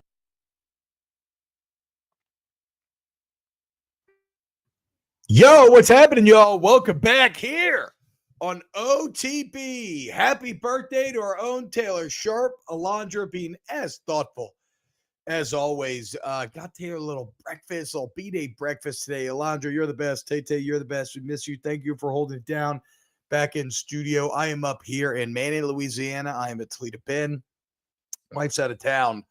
And so I have employed the services of my grandmother to help watch the kids while we do the show. Jake is at home with his mini kids. And we hope that everybody stays safe today. Tay-Tay will update you on the storm at 9 a.m., give you all of the latest. All right, right now, let's talk a little college football. Of course, Jake does a lot of national college football talk on Off Campus on Sirius XM 84. You catch him, EJ Manuel. They got Jimbo Fisher on Tuesdays now. Wait, so is Bobby C out completely? Like, what about Fridays? Is Friday still Meathead Radio? Wednesdays. So Wednesdays, is that today? Yes, that's today. We go 3 deep. And so it is me, EJ, and Bobby. So Wednesdays we go full Meathead. But I'm not going to get to talk to Bobby on Fridays anymore? He kind of fills in most. I think they rotate on Fridays because of EJ's travel schedule. He does the ACC road show. And so, but I do have some news that, so we have a bunch of road shows for Sirius XM this year, which are going to be incredible games. Like I'm going to Georgia at Alabama in a couple of weeks to cover that one. Cannot wait. Yeah. But our first road show, it actually is LSU and UCLA, just so happened to be. And Bobby C is coming down for that one. We're gonna do a show before the game. But we get a chance to show Bobby C, Tiger Stadium, what it's all about. I think we're going to do it at the OG Walk-Ons, I think is the plan. So we'd love to have you. Obviously, you join us every time that we get together on Friday. Like if you could come hang out, we got to show Bobby what it's all about. Like he's big state U guy as well. He's Mr. Columbus. He's flexing on the scoreboard there for Ohio State, but we got to show him what a real tailgate's about. I don't know. I mean, we don't have a Tiger Cruise. They got a Buckeye Cruise. That's true. So I don't that know. Buckeye Cruise is just so fascinating to me. Like I know. I told you. The things that go down probably at that Buckeye Cruise. I know. I tried telling that y'all like it was crazy at first, and then I've heard. At first, I was like, okay, well, it's for charity. Like they do raise a lot of money. Yeah, but I'm like, the more and more I thought about it, I'm like, this is It's kind of scandalous a little bit. I've got sources that say that it is impossible to find Bobby Carpenter with a shirt on. Oh, there's no chance. Impossible. There's you would have a better chance. chance of surviving a fall from the top of the cruise ship in the middle of the ocean without a flotation device than finding Carpenter with a shirt on the Buckeye Cruise. All right, so Jake does that. I do snaps, which, by the way, got no snaps today. The show we were planning on doing some out of studio we actually can't do, but we'll be back tomorrow. But the point is, we love to talk about all of college football. So let's dive in to a little week 3 preview here. And Jake, maybe the best competitive matchup of the weekend is actually going to take place Friday night. It's a ranked on ranked battle, top 20, number 20 Arizona, going to Little Manhattan to take on the Kansas State Wildcats. Of course, Kansas State barely escaping Yulman Stadium last weekend with a win. Arizona looking awesome week 1. Tedero Mil, no Fafita going off, but then really just like stumbling against Northern Arizona. I mean, they win, but it's that the offense just grinds to a halt here. For Kansas State, they got the exciting young quarterback, Avery Johnson. Doesn't trust his arm yet. It doesn't look like, but has very good legs. And look, this is a game. It's almost like, I don't know if it's a Big 12 elimination game, but it kind of is. I mean, there's a lot of teams coming for the Big 12 crown, and these are two of the premier ones. Yeah, no question about it. I honestly, I want to come back to a Thursday game here in a little bit between Arizona State and Texas State, both 2-0. Texas State is actually, I think, a contender for the G5 spot for the 12-team playoff. I think they're that good. They have James Madison's quarterback, McLeod. He's now at Texas State. So that's a game to kind of eye hustle a little bit on Thursday night. But I agree with you on Friday night. That is the game. Two ranked opponents, two teams that have had good showings and kind of sputtered here as well. They found ways to win, though, which is always obviously the key. And another part of this game, T, a non-conference game between conference foes.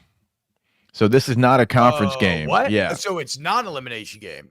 So just like what a weird so year just it like is. last week. What? Yeah. So last week, I don't know if you realize this, when Baylor and Utah played, that was not a conference game either. That was already scheduled. Right. No, so I Big had 12 no idea. opponents didn't count towards the Big 12 standings. Same thing here in this one. Arizona, Kansas State, not going to count towards the Big 12 standings. It's a non-conference game. And we've seen this before. North Carolina and Wake Forest have done this a couple of times, but they're right down the road from each other. Yeah. So you're trying to find a game. That one, I guess, kind of makes more sense. This is not right down the road. But, yeah, they already had it scheduled. They kept it on the schedule. So it's still a great opportunity to get a great resume builder. And, honestly, like, to get a non-con win like this, if you – let's say one of these teams makes it to the Big 12 title game, and they lose out there, but they've got, like, this win to kind of fall back on because the other team had a 9-3 season. That still goes a long way, so it doesn't take away from the game. And I'm hoping that we get the offensive explosion that both these teams are capable of. Because watching Noah Fafita and Tedero McMillan against New Mexico, that's about as high level of a connection that you'll find on a football field. It just disappeared against Northern Arizona. Yeah, so I'm excited to watch some film on both these teams today. God, it's ugh. I feel like I'm leaning Arizona because of Fafita over Johnson. But then again, Kansas State may be a bit of a more solid team overall. I'll have to watch film and find out. But early on, Jake, I think Arizona goes on the road and gets this done. Oof. I don't like Kansas State minus 7.5. That's for sure. Shout out Odie. I am just Odie? picking a winner. I am not. I'm not doing spreads here. I think Kansas State. I think their rushing attack. I think they try to slow the game down, just like we're talking about in some of these other matchups.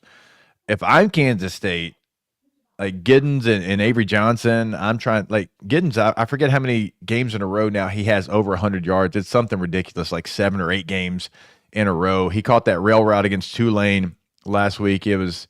You had the drag coming across. You had the rail paired with it. One of my favorite combinations to go with. The linebacker doesn't go with the rail. He catches a touchdown. Wildcats. I want Arizona to win. I'm going to be honest with you. I am rooting for them this year. They're one of my favorite teams to watch, but I think K-State wins in a close one. I mean, look, you're never going to go wrong choosing Kleeman. He's been there. He's been building this thing for a while. I'm going to go with the upset bid there. Go Cats. On Saturday, a really nice 11 a.m. slate with a trio of games here. You got Alabama at Wisconsin, LSU at South Carolina, and then ranked on ranked. Who would have guessed? Boston College at Mizzou. Let's start with Bama, Wisconsin, Jake. Yeah. Wisconsin's not look great, by the way. No. And Luke Fickle's out here. You know, anytime your coach is giving the pregame quotes of, this game will be a great measure for where we're at, you know you're cooked, right? Like Alabama's been the premier in college football, and this game will let us know how close we are to that. Okay, you're cooked. I think Alabama's hungry to prove, look, that last week was a wobble. Now, I got major questions about their O-line, but granted, they're unhealthy. They're shifting guys all around. That left tackle last weekend was god-awful. Yeah. But I think DeBoer and company bounce back. I think they dominate Wisconsin and Madison. I think they do too. This has more to do with what I think of Wisconsin than Alabama. It's a 16-point spread. Camp Randall's going to be, even at 11 a.m. Central, it's going to be rocking.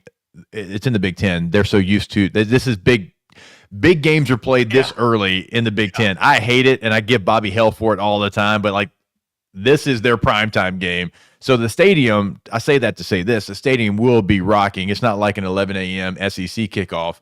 So they'll have the crowd behind them, but I don't think it matters. The dairy rate is still spoiled milk. It is cottage cheese. It is not what they want it to be right now, and Alabama will take advantage of it. Sure, maybe it's close for a little bit. I do like the weapons on the outside that Wisconsin has, but I don't think Tyler Van Dyke right now can get them the football. Just because you're good at throwing the football and you're a good passer, the air raid is different. There's different reads that now it's a simple offense, but if you've not been molded in it, it's difficult to adjust to. And Tyler Van Dyke does not look like he's adjusted to it. So I would have gone and gotten Will Rogers, but that's a whole different story. So no, I think Alabama rolls in this one. All right, let's go to break here. Just on the clock. Let's go to break, and when we get back, we will continue to preview the college football weekend that will be. Off the bench. Go to All-Star Toyota Baton Rouge, allstartoyotabatonrouge.com. Again, guys, with the storm rolling in, if you have any damage to your vehicle, you need a body shop, collision center, service center. All-Star Toyota is, all makes and models are welcome. Okay, doesn't be from All-Star, doesn't be from Toyota. They give you free professional estimates. The lines of communication, whether you prefer texting or calling, are instantaneous. It's human beings. It's not just some automatic answering machine. They never go ahead with any work without you giving the approval first. They got rental cars on site, factory parts. They got a shuttle service that can drop you off, pick you back up. It's all there on Airline and Goodwood. All-Star Toyota Baton Rouge. Yeah, the thing we tell you about every single day, and it is important to remember that everything's available in everything they do, because you're just not going to find that anywhere else. Like even when you're leasing, like you might have a couple of options or one option in each category. Everything is available over at All-Star. T-Bob and I have both taken in full advantage of that. Also, we've taken advantage of the rental department. Everything's available there as well. Call Miss Lisa Sessions today to reserve that vehicle. Go to allstartoyotabatonrouge.com.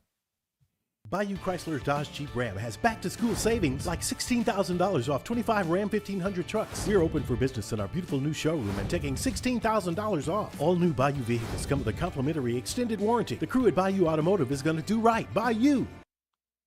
It's an everyday thing here. We work horses in the mornings and we work on the property during the day, and without these John Deere tractors, it'd almost be impossible to keep up with the place. I've dealt with some of the other colors and stuff, and I never really got the response back that I get from John Deere, We really enjoy dealing with Sunshine. They're good people. They always check on us and make sure our equipment's running, and we love them. Flip the switch and learn more about what it means to be powered by Sunshine at sunequip.com. At Relief Windows, we're more than windows. We're windows, doors, party plank, and vinyl siding. But our #1 product is always customer satisfaction. Visit us online at reliefwindows.com. Oh, by the way, we do shutters too. We're Rev Business, a local provider with nearly 90 years of experience. So when it comes to business in Louisiana, we know that personalized service is key. And we're here to go the extra mile with all fiber solutions that deliver what every business needs: reliability and quality. We're not just providers. We're the local team dedicated to helping you succeed. True partnerships are homegrown. Rev Business, internet, phone, managed services. Visit us at letsrev.biz.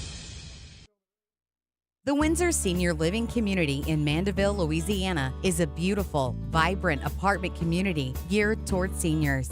They are nestled right in the heart of Mandeville, where seniors live a more carefree lifestyle in spacious apartments with the peace of mind that comes from having a little extra help. Call the Windsor at 985-624-8040 to schedule a lunch and tour.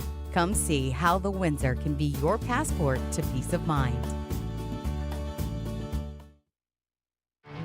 There it is, the extra mile, on the border of expected and extraordinary, for those willing to go further, like vans customized for work or play, with safety and tech to keep you connected, supported by a 5-star sales, service, and finance team, and backed by the 1-star you know. So go the extra mile. It's never crowded, because so few have what it takes to go there. Mercedes-Benz vans. I've been doing business with Luba for 25 years. They're dependable, trustworthy. It's just the attention to detail with our clients. Our folks have years and years of experience. They're highly trained professionals, but many companies have that asset. What I'd like to think makes Luba a bit different is that we use those talents in a way that truly is dedicated.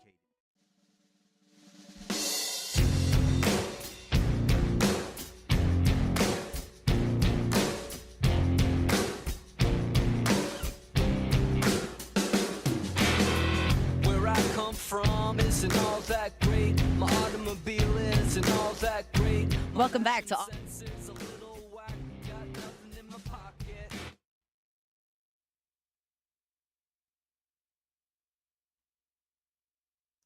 Hey, what's up, y'all? Welcome back to OTB here on this Wednesday, September 11th, which we all remember as the date in which our own Taylor Sharp was born. Hunker down, stay safe, guys. Let's keep previewing some of the football that will hopefully get you through a weekend after we get through this hurricane. No problem. So 11 a.m. Saturday, Alabama, Wisconsin. We said we think Alabama rolls. LSU, South Carolina. We already broke that game down to hour number one. We'll hold off on a prediction there. How about this one? One that looked like a giant nothing burger before the season and now is a ranked on ranked battle. Boston College, 24 ranked Boston College at number 6 Mizzou. An exciting Bill O'Brien Boston College here. Castellano is a good dual threat quarterback, a lot of fun to watch. Here's what I was thinking about this game. Oh, and let's be clear. If you haven't paid attention to Mizzou yet this year, which you probably haven't, they haven't played anybody, but they've been perfect, right? Like, yeah. You haven't given up a point. Yeah, they're literally the only team in college football and FBS to not give it a point. I think they've outscored opponents 89-0 through 2 games. And they haven't even really been relying on Theo Weiss or Luther Burden.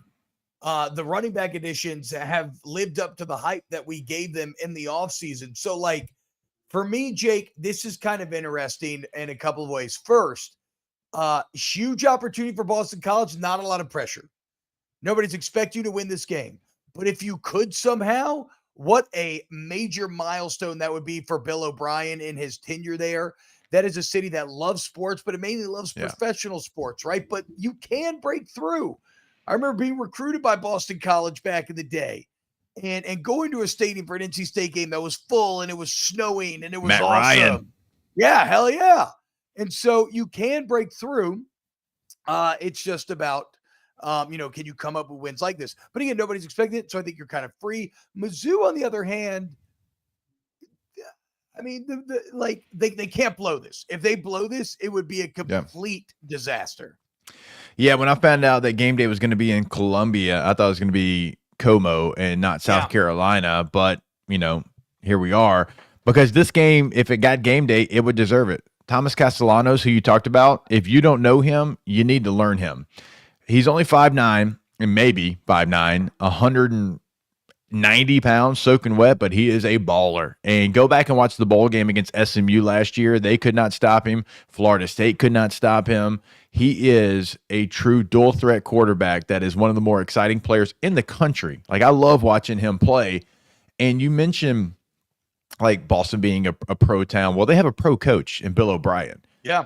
They have a pro mindset about them. When you watch them on tape, they have a pro mindset. Like, they line up. There's not pre-snap penalties. They kind of go about their business. They execute the plays that are called. They don't try to live outside of the play. I was highly impressed watching them on the TV copy against Florida State, but even more impressed when I went back and watched the coach's film of Boston College. The fact that this is a 17-point line right now is wild to me. Boston College beat the hell out of Florida State. That game was not close. They could have made it 35-13. They had the ultimate disrespect and took a knee inside the 10-yard line. They've got dudes at every position. Now, they're a little banged up at DB. So if you're Missouri, can Brady Cook and Luther Burden and Theo Weiss, can they take advantage of that? That's going to be the matchup, is Boston College DBs versus Missouri's receivers. But Boston College, deserves to be ranked. They deserve to be in a game like this. I don't see it being a 17-point game, and I think it could actually be the game of the week. I think both these quarterbacks are going to go after each other. They're going to go score for score. I know Missouri hasn't given up points to this point. Boston College had a shutout last weekend. It ain't going to be that on Saturday. Yeah. Last thing I'll say on this game is it is kind of shocking just how quickly Mizzou has got this good and this consistent, when just last year it looked like everybody was going to be fired and cleaned out. And now they're playing with so much confidence that here they are, a 17-point favorite over a really well-coached ranked team. Yeah, number I think 6 Mizzou in the wins. country. Yeah, It's too much to overcome at home. I think Mizzou wins, but I think Boston College acquits himself well. I do too. At 2:30, Tulane at Oklahoma. Oklahoma looking very, very wobbly here early on. I'm not expecting Tulane to win, but here's what I want to see. I fell in love with Darian Mensah, Tulane's redshirt freshman quarterback, last week. I especially loved how after he made the crucial mistake where he gives up the sack fumble, scoop and score, he comes back, he drives his team down the field. It looks like he scores the game when he touchdowns. So I expect him to respond in a very positive way. I think the talent of Oklahoma overwhelms eventually, but I expect Tulane to give Oklahoma a really good fight in Norman. Oh, I do too. This was a game a couple years ago, if you remember it. But I don't remember if it was the season opener or if it was week 2, but Tulane and Michael Pratt was the quarterback. They gave him hell, and Tulane wasn't as good as they are right now. That was kind of right when they were starting to build who they are. I expect this to be a full 4-quarter game. There's going to be a chance. Tulane's going to have the ball in the 4th quarter with a chance to either take the lead or tie it up. Like, I feel like that's the kind of game that we're going to get. Houston's not good, and Oklahoma had to use every ounce of everything they had to beat Houston last week. And now for Tulane, like, you're playing against a good Kansas State team. You also used everything you had to try to win that game. Who can bounce back? Who can bounce back?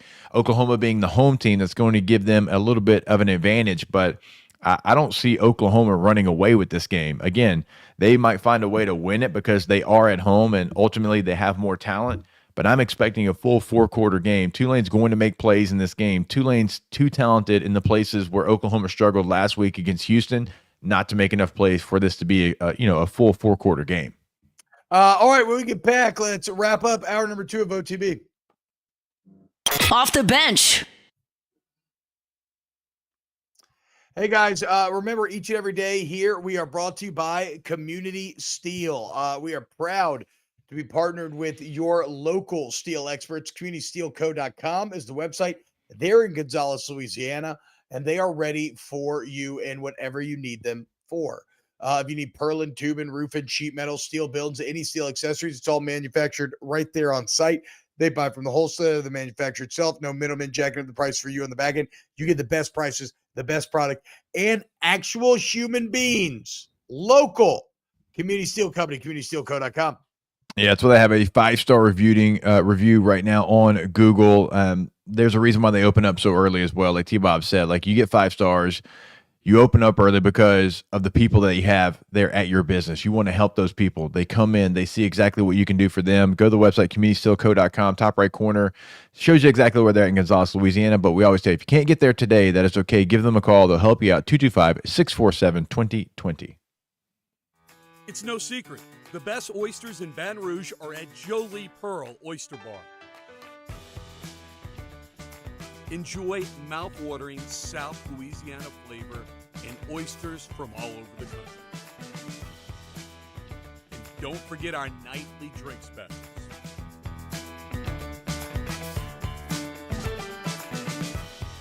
Jolie Pearl Oyster Bar, located in downtown Baton Rouge. Electricity is all around us, and our families depend on it. Every day is sparked by the power of a cold drink or a warm meal, a movie night, and a comforting light at the end of a dark hallway. From sunrise to sunset, playtime to bedtime, our team is ready to take care of your electrical needs. Even in the case of an after-hours emergency, the light in your life shines brighter with Mr. Electric. Bayou Ford has the new inventory to get you in a new Ford truck or SUV today, or customize your next vehicle just the way you want it. All new Bayou Ford vehicles come with a 1 million mile powertrain warranty. The crew at Bayou Ford is going to do right by you. Breck teamed up to reimagine your parks, and you imagined big. With your help, we went to work, creating 12 beautiful community parks across the parish. A family-sized water park, miles and miles of trails, and parks just for your dogs. There are more places to splash, to explore, to run wild, and even soar. You imagined, we delivered. Gold. Breck, your #1 park system in the nation. Parish Construction and Roofing. Hello, Kim Mulkey here. When I have construction and roofing needs, I call my friend Ryan Terrio and the Parish Construction and Roofing team. I sleep good at night because I know the Parish team has my back. Go to parishbuilt.com for all of your roofing needs. And remember, always do business with someone you know. Parish Built from your hometown. Parishbuilt.com. Jerry and Benny Payne began Central Plumbing Company out of their driveway in Tanglewood subdivision. 50 years later and 4 generations down the road, we continue to serve Baton Rouge and the surrounding areas for all of their plumbing needs. Residential, commercial, industrial, or hospitality, Central Plumbing is here 24/7, 365. We want to thank our customers, family, and friends for 50 years of success. And looking forward to 50 more. Gulf Coast Office Products is a nationally recognized Savin office equipment dealer based right here in Louisiana. Over 100 employees strong, Gulf Coast has the boots on the ground to support.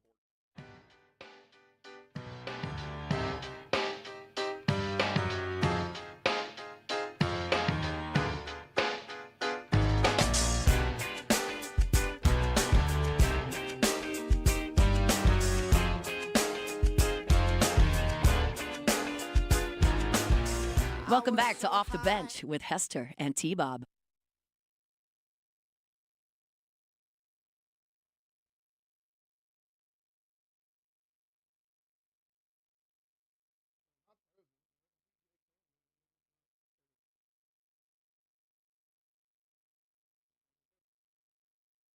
Oh, what's happening, y'all? Welcome back to OTB.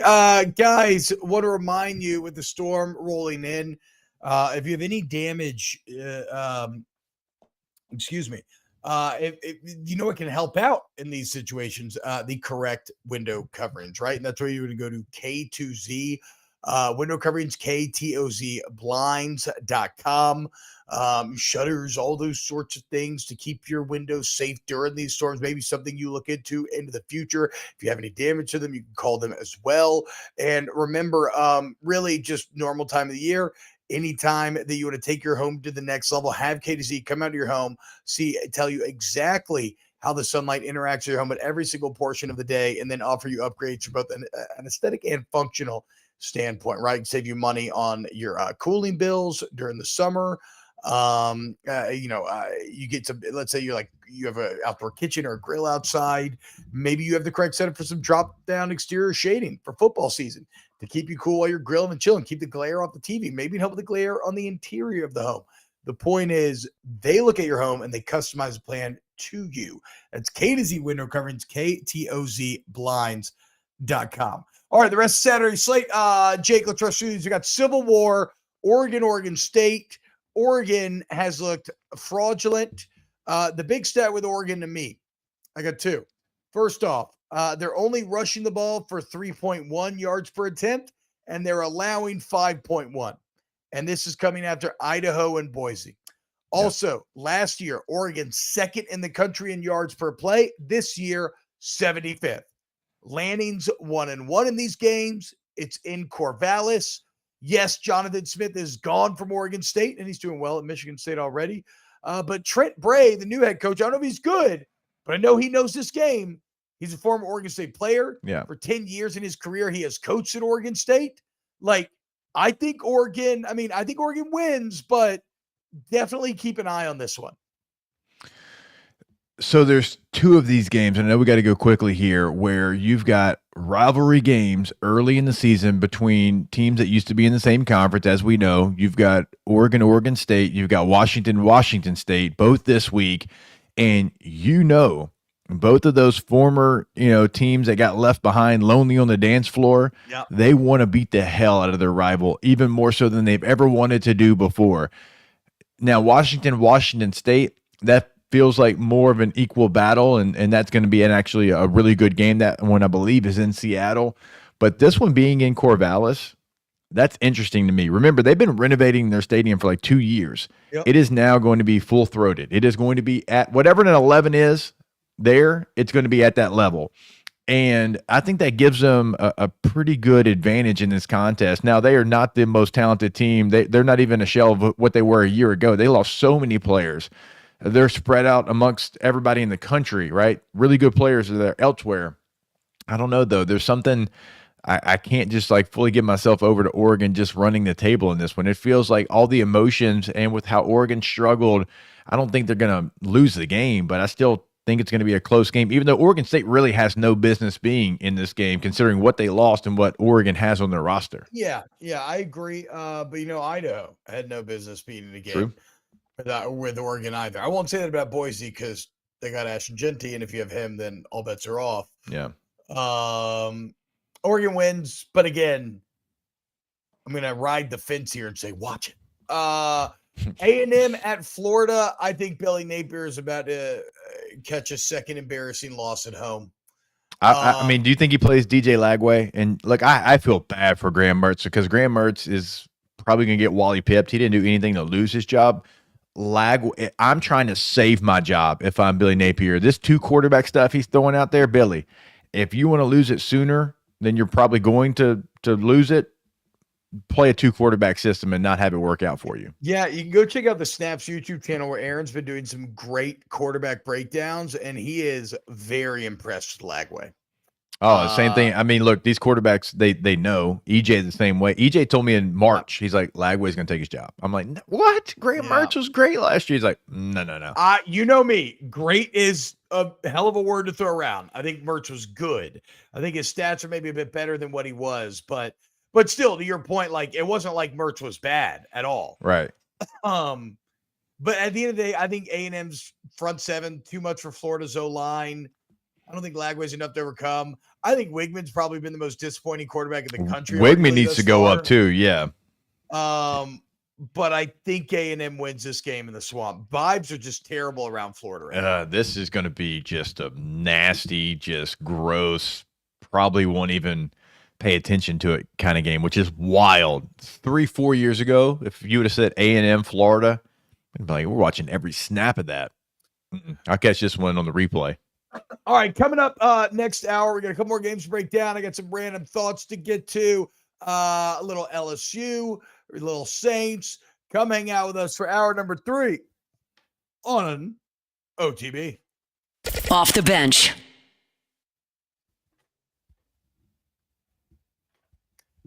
Hey guys, go to Accutemp of Baton Rouge. AccutempBR.com is the website, and they are AC heating and electrical experts. So if your system suffer at all during the storms, you immediately want to get in touch with Accutemp. They are ready to go. Also, for the future, I tell you this all the time, but remember Accutemp, if you want a whole home generator so that during these situations, you're protected, you're taken care of, Accutemp will come out there, give you a free estimate, let you know exactly how it's going to work, where it all goes, and you get that generator. You have the peace of mind that so many crave during these times. AccutempBR.com. Go to the website, accutempbr.com, and you can check out what they can do for you probably like today, because their service, like even though like we've got the weather going on, right, they are always ready to go. Going to send exactly who they have coming out to your home as well. Give you a full profile. T-Bob talks about it all the time. Like you feel safe and you feel like you can trust every single situation with Accutemp. The internet, hates everything, loves Accutemp, accutempbr.com.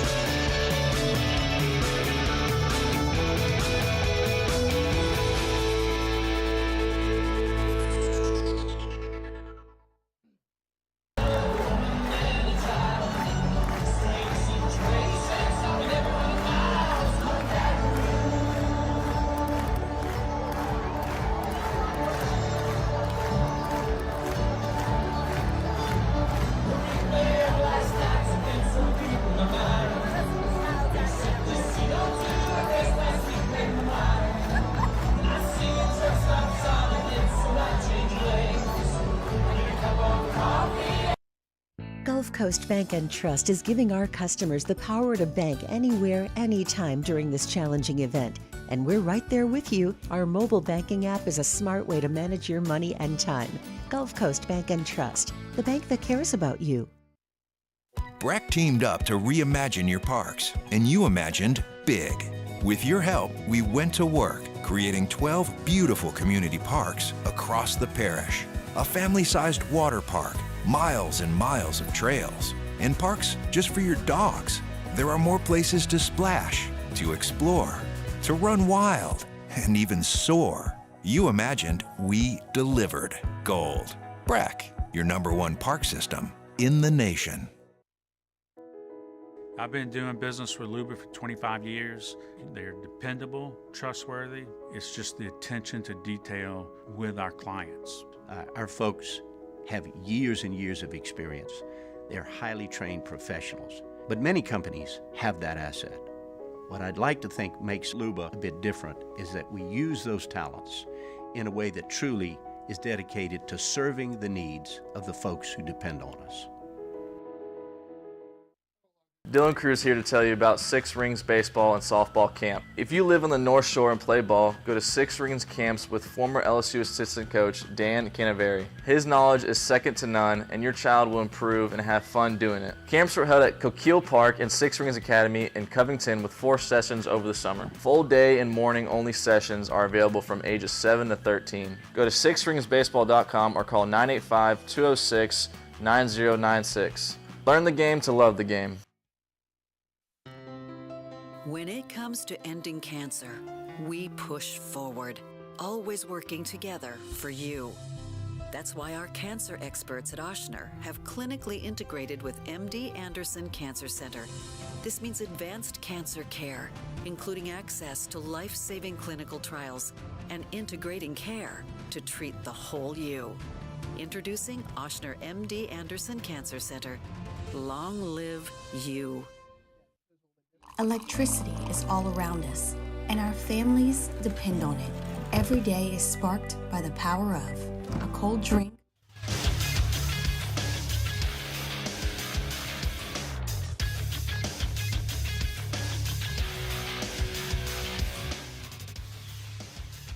Good morning. It's 9 a.m. here on Wednesday, September 11th. Today in Baton Rouge, well, you're going to get a hurricane with what is now Hurricane Francine. Do want to give you a little bit of an update on Francine. Now, another update is going to come out at 10 a.m., so this is all subject to change. But as of the latest update that came out at 7 a.m., you're looking at maximum sustained winds right now of about 90 miles an hour. So it should be high-end Cat 1, low-end Cat 2 by the time it makes landfall. It is projected to weaken rapidly once it does make that landfall. Projected landfall right now somewhere in between the Morgan City and Houma area on that stretch of the Louisiana coastline sometime this afternoon. So coming up in hour number 3, we are going to talk some more LSU football, maybe dive into a little bit of New Orleans Saints, and we'll look at the NFL from a national perspective.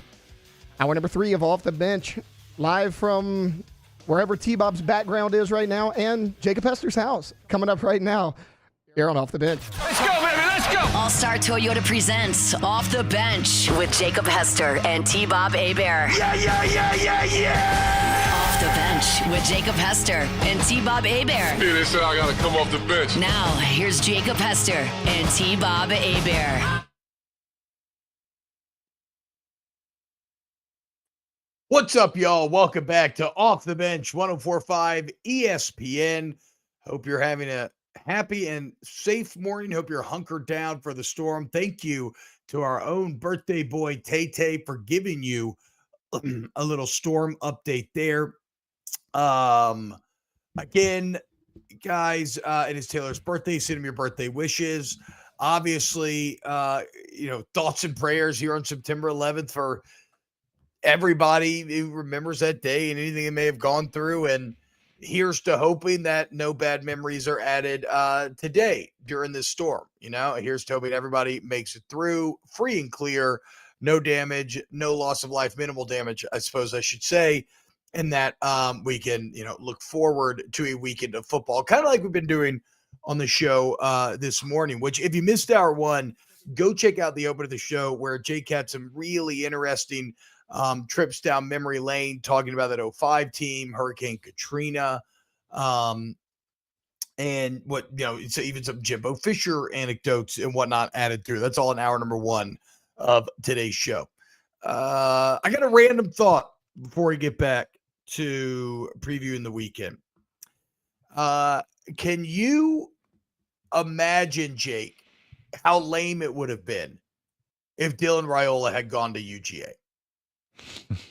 We said it at the time, right? That this was the best choice. You go to UGA, you're just another face, you're just another name, you mean nothing. You go to Nebraska, you become the hero. Yeah. And beating Colorado, not that big of a deal. Nebraska's going to have way bigger fish to fry, but it's a big deal I guess it's not a big deal on a national, is Nebraska now like a championship contender? I'm not saying anything like that. But for that fan base, having a quarterback, winning a big game, doing it at home, clean football from Raiola. Yeah. It looks like he can only continue to ascend. You look at a record now, a schedule now where, again, you beat Rutgers, you're probably 7-0 going into that Ohio State game. Raiola is up in Lincoln changing lives. If he was at Georgia, Nebraska wouldn't be being talked about right now. Dylan Raiola wouldn't be talked about right now. He'd be a nobody. Yeah. And so let this be a lesson. I hope that he sets a bit of a trend going forward where we will see some of these other guys follow suit, because instead of taking the easy path, they maybe want to go the harder route. Then maybe it doesn't come with a championship, but it comes with overcoming adversity and bringing a program back to life and making a team relevant. Here's to hoping that there will be more Dylan Raiolas in our future. Yeah, I sure hope so. Even to a different extent, because it wasn't at a high school, but Cal McCord going to Syracuse. Yeah. Him finding his way there after a great season. I don't any metric you use. He had a great season at Ohio State. Was it CJ Stroud? No. And I understand the level of quarterback play there had reached a ridiculous height, but he throws for well over 3,000 yards and 24 touchdowns and took care of the football, only lost one game, and you're a tip pass away from not losing that game, right? So a Kyle McCord doesn't typically end up at Syracuse, but to your point, out of high school, Dylan Raiola ending up in Nebraska, Kyle McCord out of the portal ended up at Syracuse. How much better and how much more fun are those teams to watch?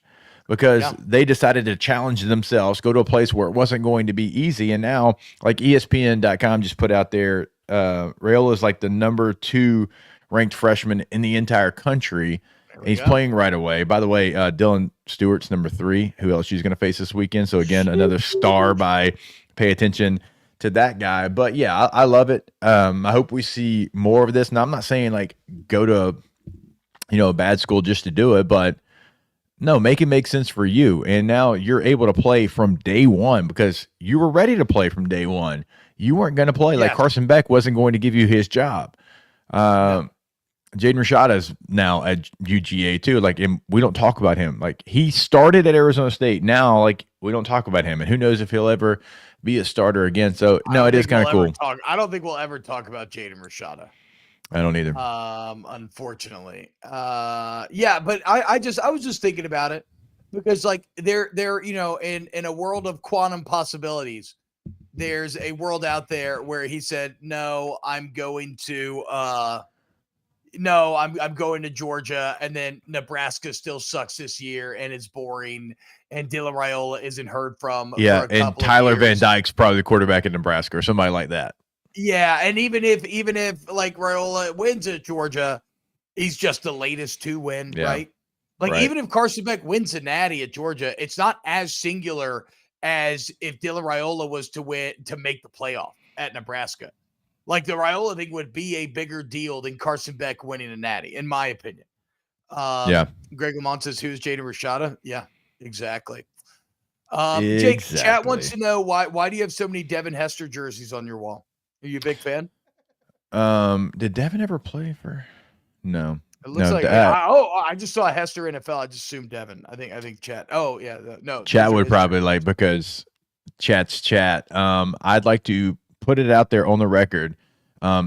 We shared a football field twice. Devin Hester and I, Hall of Famer, NFL. Tell him. When we played in college, the AJC the next morning, had a headline of the wrong Hester showed up because I had a better game than Devin. When we played against him in the NFL, he broke loose on a punt return and got caught from behind by this Hester, number Not by 22 you. for the There's Chargers. No way. There's no way. You got outrun by a ref at Louisiana Tech. There's no way you chased down Devin Hester. Well, I'd like to know that referee had a head start and had smooth hips, but also I'd like to point out there's video evidence, there's photo evidence of me catching him from behind. So, you know what? You can have your jokes. You can pop them off. That's just facts. Greg wants to know, did y'all ever trade jerseys? That wasn't a thing in the NFL when I was in the, it happened probably like, 2017, 18 is when you really started to see it. By the way, the Bush League Bolts would have charged us for that jersey. No doubt in my mind, they would have charged us for that jersey if we would have given it out. They charged us for, like, I have a Chargers helmet here in the office. I got 2 of them, and they charged us for those, taking those helmets home. Well, I mean, to be fair to them, it's a Chargers helmet. So, of course, they... Mm-hmm. Oh, I know. You don't have to finish. I know where you were getting. Of course, they charge you for it. Yeah, right, I don't know. You know, the chat likes to talk about the speed. I'll race anybody in this chat, okay, right now. Well, that's not really fair. That's not really fair. You know what you mean? I'm 39 years old. I'll race anybody in this chat, literally anybody. We're talking relative speed. You know, like relative speed here, not normal human speed. Of course, you're faster. You got a bit of that Gordy Rush in you.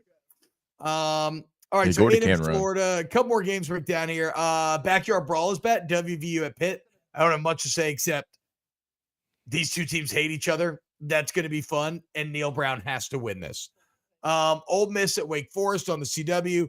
Not much to say here, except at least it's like a Power 4 team for Ole Miss, kind of, in Wake. And I bet you they just roll and dominate once again, but we'll see. And then, Jake, a game that should come with an NC-17 rating.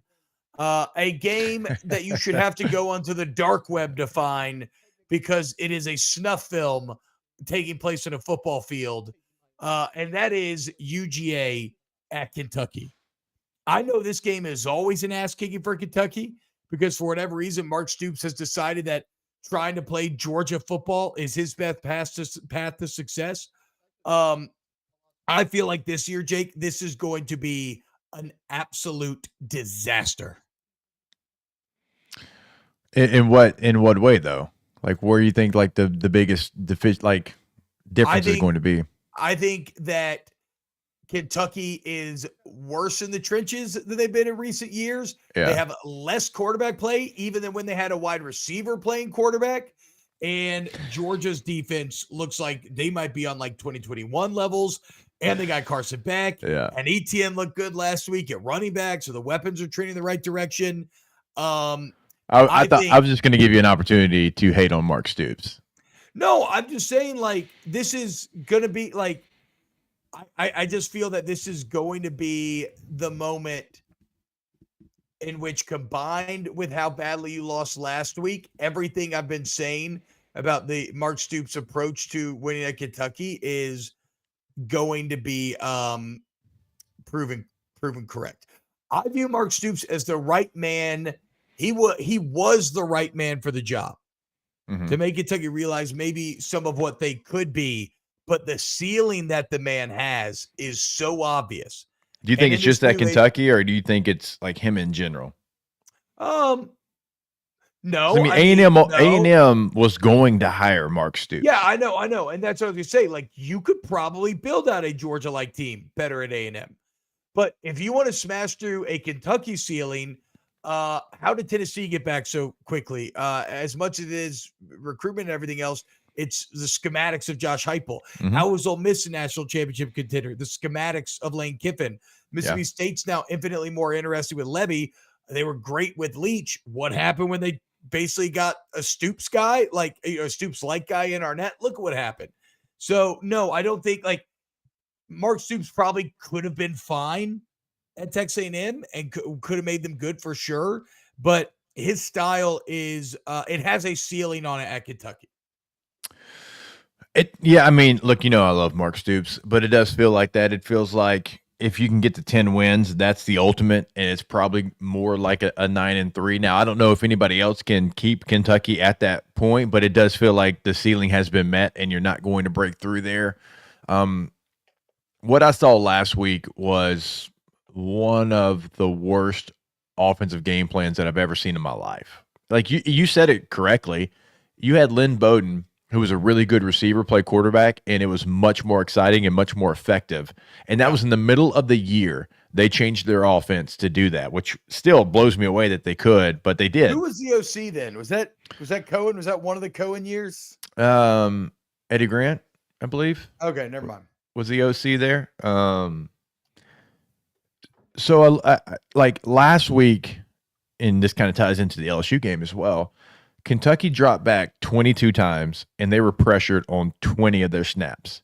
Bro, they were feasting. So South Carolina saw something, because South Carolina didn't do that against Old Dominion. So they saw something on tape that made them believe that Brock Vandergriff was not going to be able to handle that, and that played true. The offensive line couldn't handle that. They pressured them on every snap but 2 when they threw the football. You don't think Kirby and Georgia are licking their chops right now, knowing that they really don't even have to add an extra body, but if they do, it's guaranteed almost to be a sack or be a pressure. This is going to get out of hand. And I love Kentucky. I love what they've done, and they were so bad for so long, and at least they have a pulse. They ain't going to have a pulse on Saturday, T-Bob. This is going to be like 48-3. I've heard rumors that Saturday they're ripping off the Wildcats' heads and eating them right there in the middle of Lexington in front of everyone. They are eating the cats. Okay, something has to be done about it. Mark Stoops must be stopped.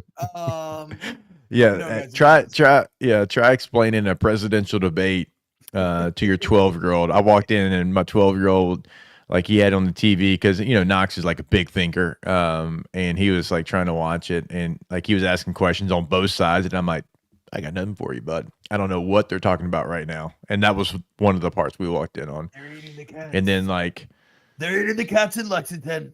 But They're not doing anything about it. Somebody's got to stop Kirby Smart, Kirby Dum Dum, if you ask me. That'd be funny. If he threw out a Kirby Dum Dum. Remember, never forget. Song of Purple and Gold, Kirby the Dum Dum. All right, there it is. That's a weekend preview for college football. Coming up next, let's talk winners and losers coming out of NFL Week 1. Let's talk rookie quarterbacks, who the best, who fell short, and Tay, unfortunately, it's going to be non-interactive. But in a couple of segments, I want to come back with the Tay NFL story of the day. He can give it to you. We can't hear it, unfortunately, but I do want him to get that in since it's his birthday. A birthday edition of the Tay NFL story of the day. All right, more off the bench on the other side of this break. Off the bench. Get Gordon and get it done. Gordon McCurtain, injury attorneys, 225-888-8888. You need somebody who's going to stand up to the big insurance companies, get you what you deserve when you get in an accident. You want Gordon McKernan. You can go to getgordon.com. You can see past results from satisfied customers. You can see the different cases, the types of cases that they handle. You can learn about the Gordon Give initiatives that they have, Gordon Gives initiatives, where they give back to the community. You can also follow them on social media at Get Gordon. When you do so, you'll see a lot of great content with your favorite athletes and members of the G team. So Get Gordon, get it done today. Go to getgordon.com, where T said it. You literally can do it all. Everything that they, can do for you in a courtroom, past client results. You can get a consultation set up. You can ask a question right there on the website. If you want to see what they're doing in the community, always something going on. At Get Gordon is the handle on all major social media. See what they're doing with your favorite athlete throughout Louisiana. And if you want to pick up the phone, give them a call. Your area code in Louisiana, follow by 888-8888. Get Gordon and get it done.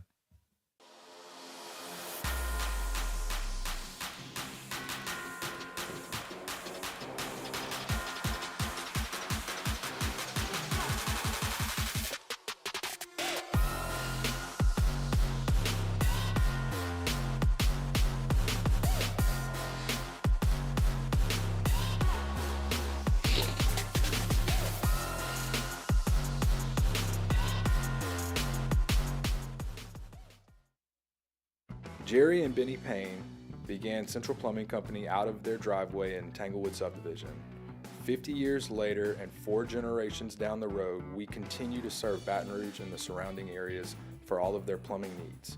Residential, commercial, industrial, or hospitality, Central Plumbing is here 24/7, 365. We want to thank our customers, family, and friends for 50 years of success.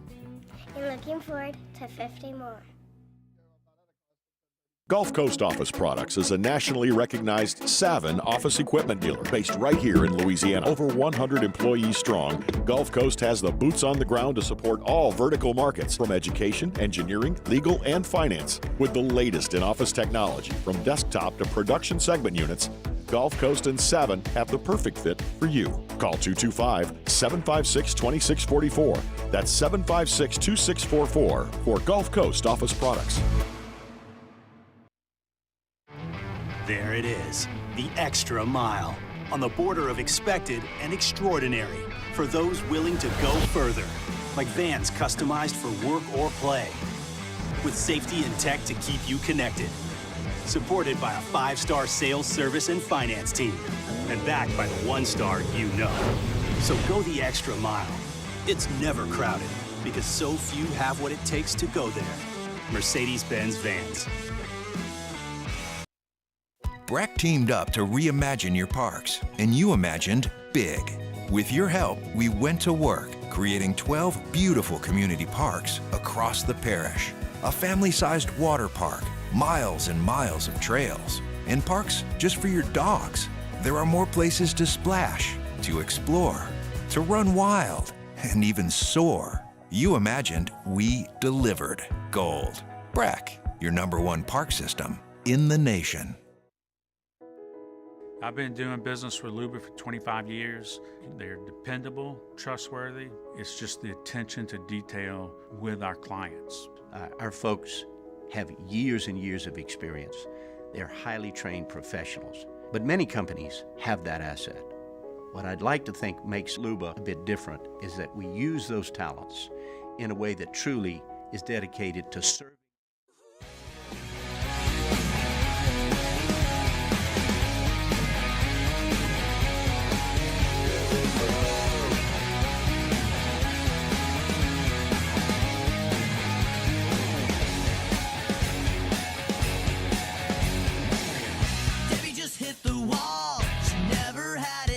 Welcome back to Off the Bench with Hester and T-Bob. What up, y'all? Welcome back to Off the Bench here on 104.5 ESPN, youtube.com/1045 ESPN. Hit the like button.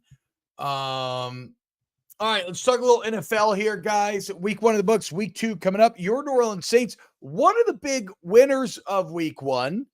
Well, as were Jake's Chargers, as were the Dallas Cowboys. Actually, a good week for all of Team OTB. What about the rookie quarterbacks, though, Jake? It's something we did in preseason where we kind of ranked all of them performance by performance.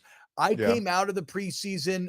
It seems like the majority, I would say Bo Nix had the best preseason. I came out of the preseason probably highest on Jaden Daniels, but I'm obviously biased.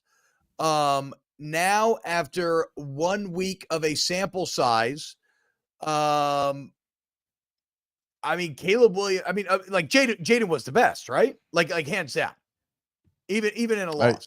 Yeah, I mean, I certainly think so. I mean, Bo Nix played pretty poor, certainly in the second half. Caleb Williams did nothing to win that game. Now, he didn't necessarily, have the play to lose it either. I mean, he was out there. He was just the guy.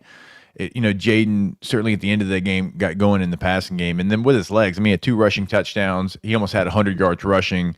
It was nice to see that still plays at the next level. Do you have a casting couch behind you, sir? What are you talking about? That's just a black leather couch. I don't know. What is the casting couch? Yeah, I read the chat. I've been reading the chat here. I never knew that you were a part of the Goonies, but here we are. Oh, they're remaking the Goonies, by the way, I heard. With the original cast. Okay. I was not into it, but if you're telling me it's more of a That's what I heard.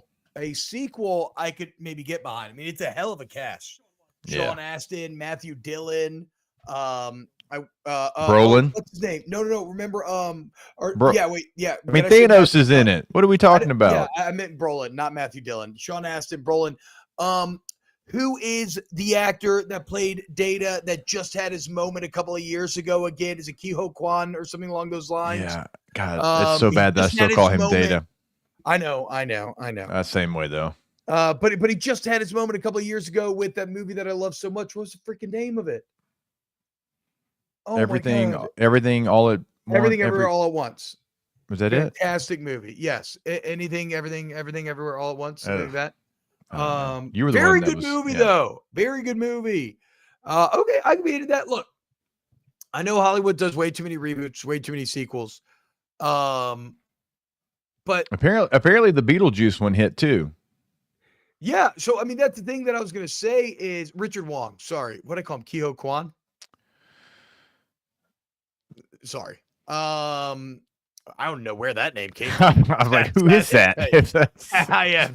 I have no idea, guys. Anyway. Oh no, God, I'm an idiot. It's not Richard Wong. Oh my God. I gotta stop reading chat. I don't know. Like I do not know. Yeah. Mm-hmm. I'm getting played left and right now. Yeah. I don't know. I'm gonna be honest with you. Anyway, all I was gonna say is that like I know that remakes and sequels, we kind of roll our eyes at them, but ultimately they're not inherently bad or good. It's just whether or not you execute on them. Like Beetlejuice. The only thing is I don't want to see Beetlejuice in September. You know? Like I'm not going to go see it in theaters. I'm going to wait and watch it in October. Oh, okay. Yeah, I was like, yeah, true. I guess you try to get out in front of it, but was a lot of but fun. Halloween's on a Thursday night, like a Thursday release for Beetlejuice. Probably would have I don't need played. to see it necessarily on Halloween night, but I want to watch it in spooky season, and it's not spooky season quite yet. So I'll watch it next month. I mean, I watch Beetlejuice 1 about once a year. It's fantastic. One thing I loved from what I've seen about Beetlejuice 2 is they seem to be sticking to practical effects, which every year I get older, every year I feel it more and more and more. CGI just sucks. Flat out. CGI sucks. Practical effects with digital touches, with CGI touches around the edges are infinitely better. Why do special effects from the 90s still hold up so well? Why does Lord of the Rings, the original trilogy, still hold up so well? Because they weren't relying just on computers to completely make these bespoke things. They had to use incredible camera tricks like forced perspective. I watched a YouTube video the other day on the special effects of Honey, I Blew Up the Baby with Ricky Moranis. Oh, yeah. The Honey, I Shrunk the Kids. And it was mind-blowing how good it was. But it's because they were just using tricks all over the place and it was real and your brain could recognize it's real and there's no uncanny valley BS. I hate CGI. Yeah, it's like Independence Day when they blew up the White House. You know, that still holds up. That looks, because they used a trick, little smoke and mirrors. Yeah. You remember when they blow up the wall in Helm's Deep in Two Towers? Absolutely, That's a miniature. That's all that is. That's a miniature being filmed. And then again, with a bit of digital enhancement. So, I mean, I think it's one of the things that the MCU has done most wrong is you might as well. And that's what The Hobbit did so wrong, unfortunately, because Peter Jackson was a big practical effects guy and he kind of lost his way. I shouldn't say he lost his way. I think it was a function of a lot of things, including a sped up pre-production time because Guillermo, it doesn't matter. The point is, what's one of the biggest differences between the original trilogy and the Hobbit trilogy is literally when they were filming the end of Desolation of Smaug, it was in a giant green room with the actors and Peter Jackson was just making stuff up in the green room as they went along. Yeah. What's that idea out there, Jake, that necessity is the mother of innovation? Or necessity is the mother of invention, something along those lines, where it's like sometimes limitations can be a good thing. Yeah. Because it makes you be creative. Right. Free reign is not always good. If you can just sit there and say, oh, I can do whatever I want, well, then you don't always get the best product. Sometimes you need to have to overcome limitations and adversity because you come up with incredibly creative solutions. Like, again, in that original Lord of the Rings trilogy, a lot like the scene in the wagon with Frodo and Gandalf in the very open of the movie. Elijah Wood and Ian McKellen are not sitting next to each other. It's a very simple trick. Yeah. Ian McKellen is sitting much closer to the camera. Elijah Wood's farther. They're looking into space. They're not actually looking at each other, but the camera's angled as such, so you think they are. Bring it back. Bring it freaking back. It's one of the things Last Jedi was actually really good at, you haters. Uh-oh. Okay? Don't They get did that practical started. effects. They went on site. They built out the sets. And yeah, Rings of Power Season 2 is really good, Mark. Hell yes. Rookie quarterbacks, though. Yeah, rookie. Jaden I mean, looked the best. I think Bo Nix, I don't know, man. It's 1 week, but don't you have to push the ball down the field in the NFL? yeah, absolutely. You have to be able to, because if you don't, those athletes are too good. They're just going to squat and they're going to laugh at you as you try to throw it 8 to 10 yards. You can't. There's just not a game plan where that can be effective because it's too good of a league. There's no weak spots. Like in college, you can get that done because, all right, I'm going to throw it to my star, whoever that is for your team, in space. He's going to make one guy miss. He's going to make another guy miss. He's going to house call it. And they don't miss tackles like that in the NFL. If you do, you're gone. You're unemployed. So, like, you can't count on a missed tackle in the NFL. So you watch that game, anytime he tried to push the ball down the field, it wasn't there. Like, even you tried to throw like an 18-yard bang 8, and it was the wrong read. Like, the coverage dictated, do not throw it there. And he tried to fit it in the window, and the Seahawks DB just easily knocks it down. And you could tell he was like, oh, in college that worked. I could fit that in the – well, the free safety was basically like hoping and daring you would do it. You did it. I don't know why he didn't go for the pick. He just knocked it down. Like, those are the things where Bo Nix, I think he could be in some trouble just because teams are going to figure him out, and it felt like the Seahawks already did. So we'll continue to monitor, but I love the early returns from Jaden Daniels. Bo Nix, I think, was the worst. Caleb Williams did, again, like you said, nothing to really help win, but nothing to lose. So the will remain to be seen. It's really, I can't fathom, to be clear to all these guys, I cannot fathom being a rookie quarterback having to start in the NFL. It should be impossible. So credit to them for even, getting these jobs in the first place. But the Broncos fans came out of preseason feeling like they had a Hall of Famer, and they immediately got hit with a bit of a reality check. He may still be good, but big time reality check. Yeah, it's for me, starting in college was more difficult transition than starting in the NFL. My first start in college, head was spinning and it never stopped, and just there was so much on the plate that like you felt overwhelmed. I didn't have that feeling as much in the NFL, but again, I didn't start until like week 6, so I did have a little buffer time.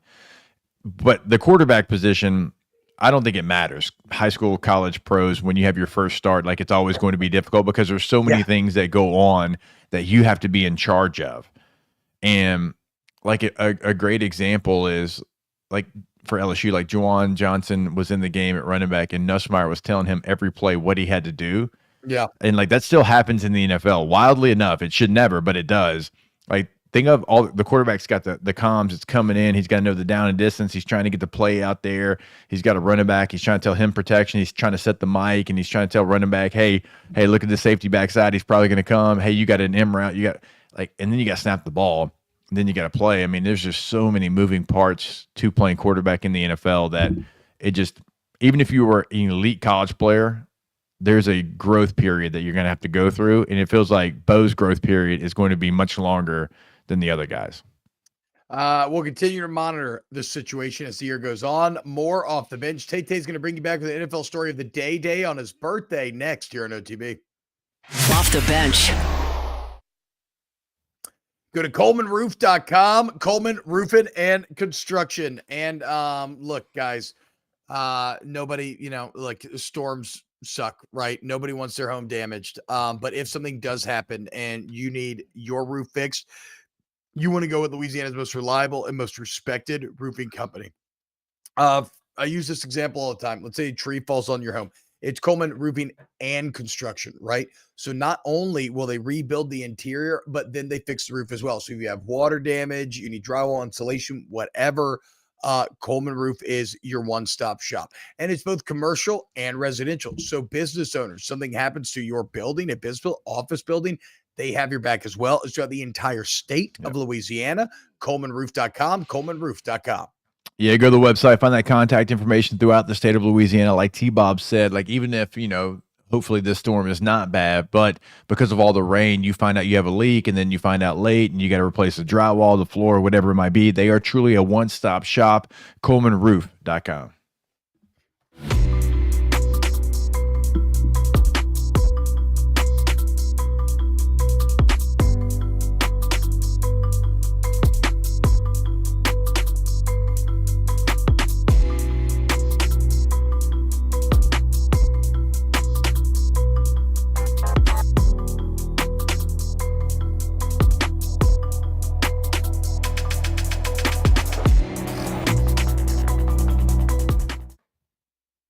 Dylan Cruz here to tell you about Six Rings Baseball and Softball Camp. If you live on the North Shore and play ball, go to Six Rings Camps with former LSU assistant coach Dan Canaveri. His knowledge is second to none, and your child will improve and have fun doing it. Camps were held at Coquille Park and Six Rings Academy in Covington with 4 sessions over the summer. Full day and morning only sessions are available from ages 7 to 13. Go to sixringsbaseball.com or call 985-206-9096.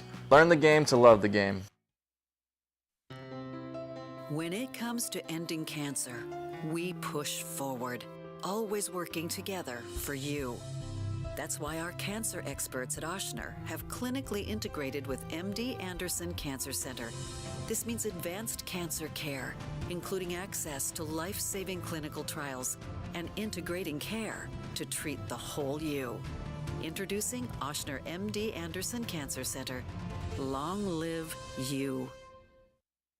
Electricity is all around us, and our families depend on it. Every day is sparked by the power of a cold drink or a warm meal, a movie night, and a comforting light at the end of a dark hallway. From sunrise to sunset, playtime to bedtime, our team is ready to take care of your electrical needs. Even in the case of an after-hours emergency, the light in your life shines brighter with Mr. Electric. Hey, it's Matt Moscona. For years, you've heard me tell you about Insurance Network of Louisiana, helping you find better coverage for less money. But it's not just for your home and auto. They also offer commercial property. So, retail stores, professional offices like doctors, dentists, attorneys, clothing boutiques. Insurance Network of Louisiana can find you better coverage for less money. They service the entire state of Louisiana, and they're local. So call today at 293-0450 or lainsurance.net. Jerry and Benny Payne began Central Plumbing Company out of their driveway in Tanglewood Subdivision. 50 years later and 4 generations down the road, we continue to serve Baton Rouge and the surrounding areas for all of their plumbing needs. Residential, commercial, industrial, or hospitality, Central Plumbing is here 24/7, 365. We want to thank our customers, family, and friends for 50 years of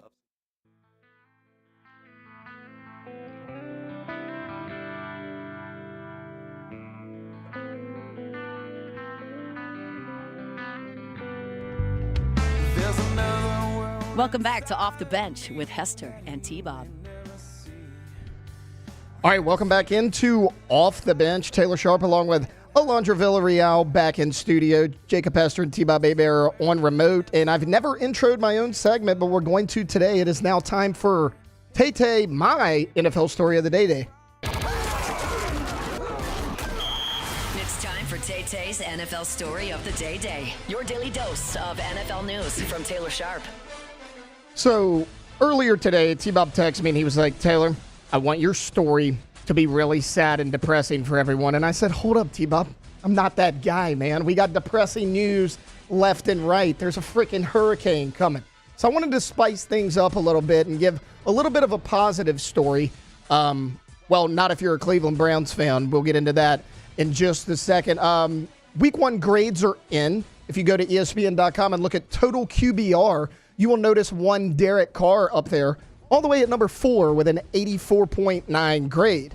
Now, the 3 players in front of him, Josh Allen, number 1, Anthony Richardson somehow at number 2, and then number 3, Baker Mayfield. And that's where I want to stop because we all know that Baker Mayfield's old team, the Cleveland Browns, traded him for Deshaun Watson.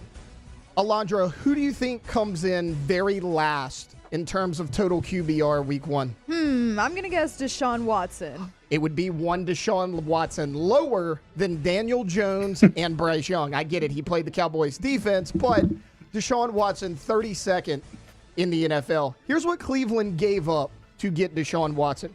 They gave up 3 first-round picks, a third-round pick. They signed Deshaun Watson to a $230 million fully guaranteed contract. And what did they get for Baker Mayfield? Only a conditional 5th-round pick. Also gets worse than that. They cut Jarvis Landry and their Pro Bowl center, J.C. Tretter, to free up enough cap space to get one Mr. Deshaun Watson, who is now, I think, pretty consistently a bottom 5 quarterback across the board. So shout out to Andrew Berry, the GM that made this trade. Excellent job there, bud. And shout out to the Cleveland Browns, who consistently make me smile because I know that is not the team that I pull for. So that is the NFL story of the day. I think Deshaun Watson just needs to relax and get a massage, and maybe he'll be good after that. Maybe he won't be dead last in quarterback ranking. It's funny you mentioned that. Well, it's not funny, but it's ironic. Monday, another woman has came out about a sexual assault allegation against Deshaun Watson. So our guy's not even out of the woods yet on that, and now he can't play the quarterback position. Yikes. All right, we'll go back to Jake and T-Bob right here. Wow. To close out what this an segment. incredible and insightful NFL story of the day from our guy, Tay-Tay. Of course. Could you really hear him? What? No. Oh, I was like, wait, how'd you hear him? I didn't hear him. I was watching him on the stream. Hell yeah. You did. No, I'm just laughing because I'm looking at chat and I see nice one, Tay-Tay. Tay-Tay spice things up equals, he says Tay-Tay spicing things up equals salt with extra iodine. Nookie says Tay-Tay doesn't roll his R's when he says Alondra's last name. That's sad. Jesse McCormick says little gay. We have I drafted Jordan, and then maybe he got into fantasy. Is Taylor talking ish again? I'm reading the chat too a lot. Must have been great. Must have been great. Am I at Moscota's house now? Yeah, look how nice it is. Look at my grand piano, guys. Wait, is it? There's a grand piano somewhere in this room. I don't see a piano. No, there is. It's off to the side. You can't see it. I want to change my background. That looks fun. How do you do that?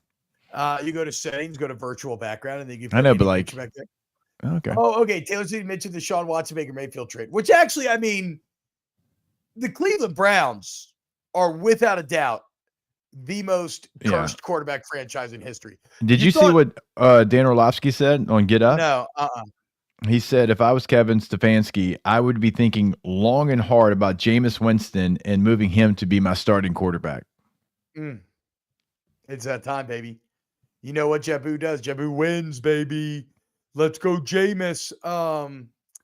No, I think I mean the Cleveland though, again, just like you thought that Les Miles LSU was a quarterback graveyard, the elephant graveyard for Lion King, but for quarterbacks, no. Cleveland is it is truly hell. Like if you are a quarterback and you die and God says you didn't do the right things, he sends you to Cleveland. When Dante went to go retrieve his love, he didn't go to hell. He went to Cleveland. And then he was forced to sit there and watch highlights of all the quarterbacks that have played since Bernie Kosar. Or since shut the up. Since the franchise was restarted. Shout out to Cleveland, not a graveyard. Bernie Kosar. I should say since Tim Couch. Name the most random starting quarterback that comes to mind since they came back as a franchise. Actually, I'll say the best one, but he's random as hell. Derek Anderson made a Pro Derek Bowl was that good. year. Yeah. Made a Pro Bowl with Cleveland. Yeah, I'm going to go Doug Peterson. Oh, I didn't know Doug was in that list. Yeah, he's on the jersey. Kelly Holcomb is on the jersey. When the Browns go marching in. Oh, how I want to be in that number. How I don't want to be in that number. Baker 3rd in QBR, week 1. Deshaun 32nd. Taylor says Cody Kessler for his random Browns quarterback. It's a great name. USC legend. Brandon Whedon. Yeah. God. Yeah, up in the entire franchise to get rid of a quarterback that's actually a winning quarterback and to pay an alleged rapist. Hey, look.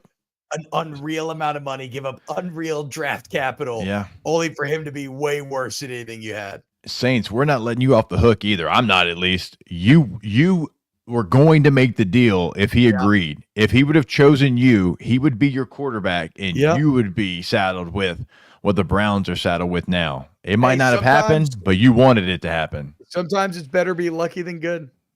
True. You know? Very true. And the Saints were lucky to avoid that situation. Isn't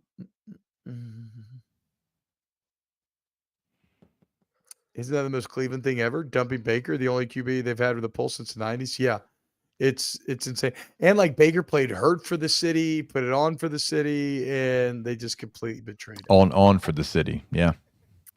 Happy birthday to Tay-Tay, even though I hope the Cowboys get their ass kicked on Sunday. I really want to make Cowboys fans as insecure as possible about the Dak Prescott deal. I loved the Chase Young quote that I saw where he's like, I ain't worried about no Cowboys. Let's go, baby. Shock him. You got nothing to lose, Saints. Nobody expects you to win. You're on the road in Dallas. You got nothing to lose. So go out there and kick the Cowgirls' ass. Oh, that's a good call, Fry. I'm working that in break. All right, when we get back, Ask the Bench. Keep it locked on OTB. Off the bench. Go to centralplum.org, centralplum.org, 925-8552, 925-8552. Central Plum is your one-stop plumbing shop, guys. 50 years they've been at it. It's not just residential. They have the paperwork, personnel, and insurance for commercial work as well. You can't hit them with a problem they don't know how to solve. They got 24/7 emergency service. They got flat rate pricing. They got excellent warranty once the work is done. And, of course, everybody's licensed, bonded, and insured. Come on. There's only one answer, and it's Central Plumbing.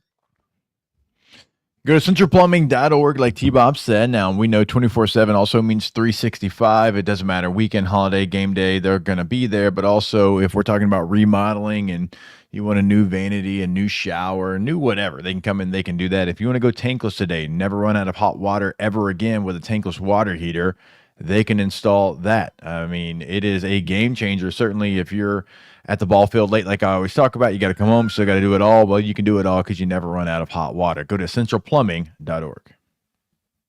The Windsor Senior Living Community in Mandeville, Louisiana is a beautiful, vibrant apartment community geared towards seniors. They are nestled right in the heart of Mandeville, where seniors live a more carefree lifestyle in spacious apartments with the peace of mind that comes from having a little extra help. Call the Windsor at 985-624-8040 to schedule a lunch and tour. Come see how the Windsor can be your passport to peace of mind. Gulf Coast Office Products is a nationally recognized Savin office equipment dealer based right here in Louisiana. Over 100 employees strong, Gulf Coast has the boots on the ground to support all vertical markets, from education, engineering, legal, and finance. With the latest in office technology, from desktop to production segment units, Gulf Coast and Savin have the perfect fit for you. Call 225-756-2644. That's 756-2644 for Gulf Coast Office Products. There it is, the extra mile, on the border of expected and extraordinary, for those willing to go further, like vans customized for work or play, with safety and tech to keep you connected, supported by a 5-star sales, service, and finance team, and backed by the 1-star you know. So go the extra mile. It's never crowded, because so few have what it takes to go there. Mercedes-Benz Vans. Breck teamed up to reimagine your parks, and you imagined big. With your help, we went to work creating 12 beautiful community parks across the parish.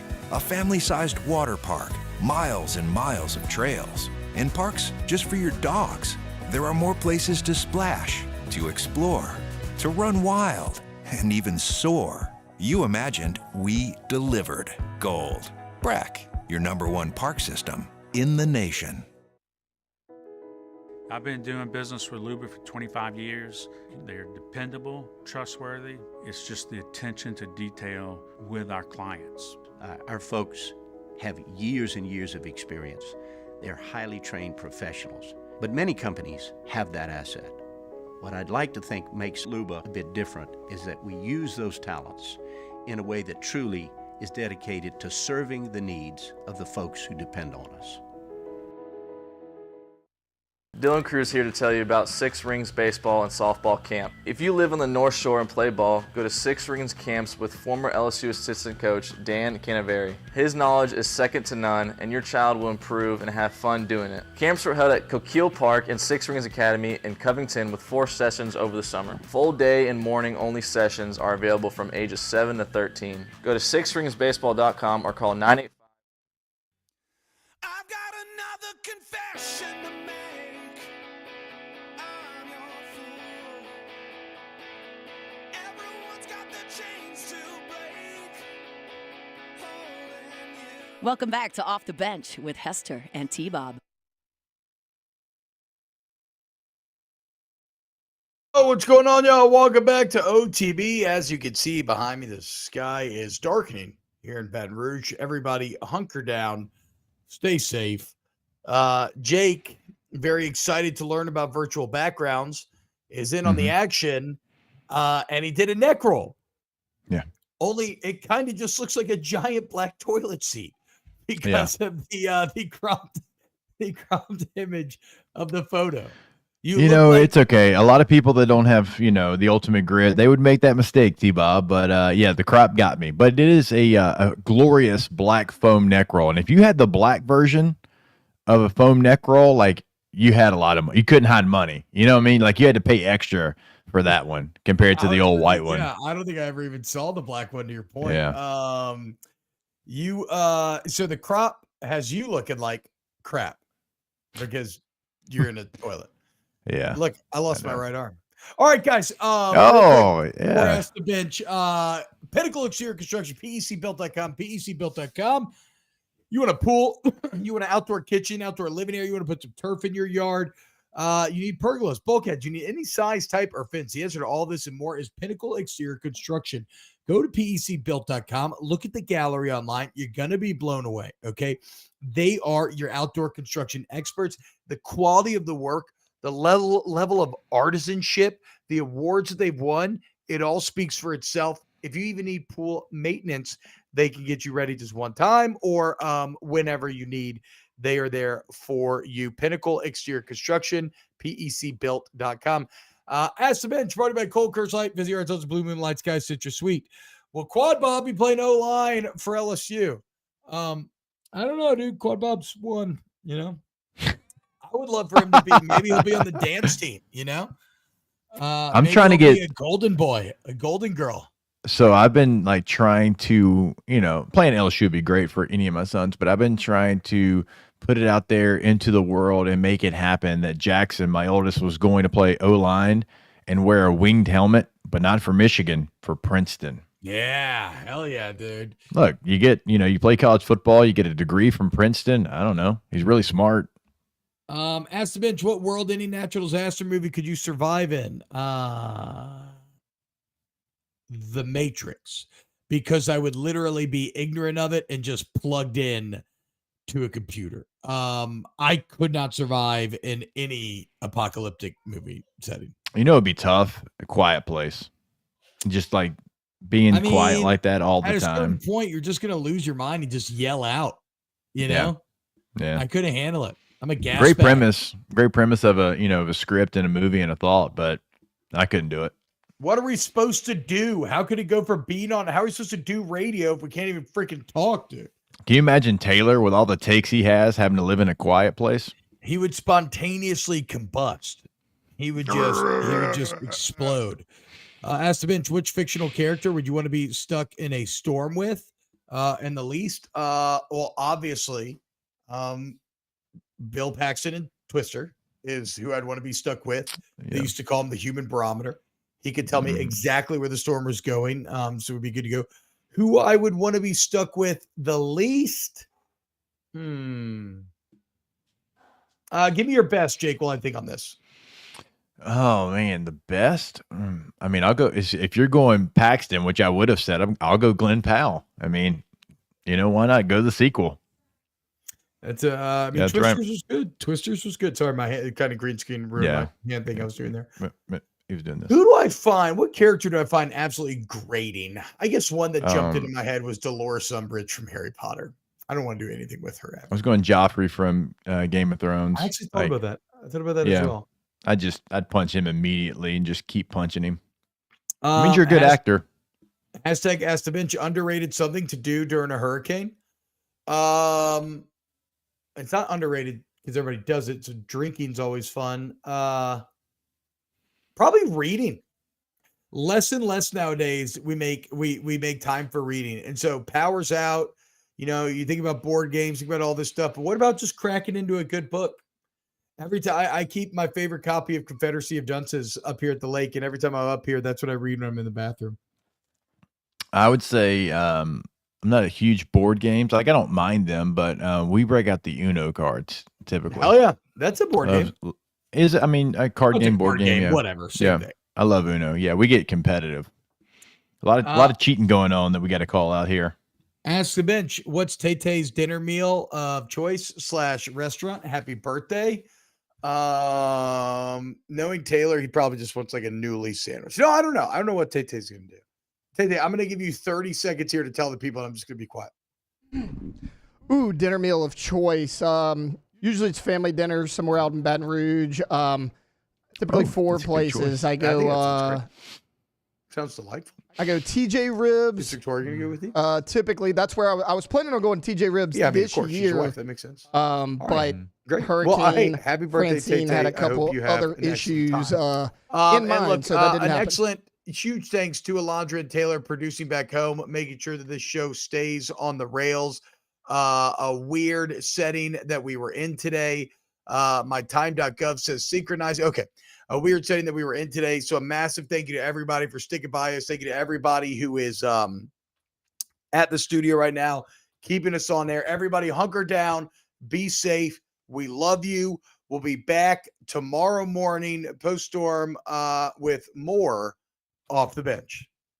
Off the Bench. Hey guys, check it out. If you need roll-off dumpsters for storm cleanup, hopefully you will not.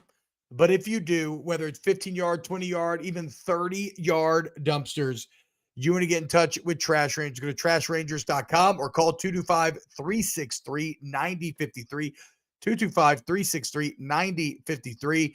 And Trash Rangers can get you the roll-up dumpster that you need to get all of your debris and everything else out of here. Go to the website, trashrangers.com, a brand new website. You can drop the LLC at the end of the site. Go to trashrangers.com. And T-Bob said you can find all the information on what they can do as far as your weekly pickup, but also those roll-off dumpsters, 3 different sizes to choose from. So the size of your job, they're going to know it, tell you exactly what you need, bring it to you, and that's going to be all you have to get done. Trash Rangers are going to do that work for you, trashrangers.com. Later, y'all. It's an everyday thing here. We work horses in the mornings and we work on the property during the day, and without these John Deere tractors, it'd almost be impossible to keep up with the place. I've dealt with some of the other colors and stuff, and I never really got the response back that I get from John Deere, We really enjoy dealing with Sunshine. They're good people. They always check on us and make sure our equipment's running, and we love them. Flip the switch and learn more about what it means to be powered by Sunshine at sunequip.com. Parish Construction and Roofing. At Parrish, we've got you covered. From the top of your roof, all the way down. Parrish Construction and Roofing. Parrish Built. Parrish Built. Parrish Built. From your hometown. ParrishBuilt.com. When it comes to ending cancer, we push forward, always working together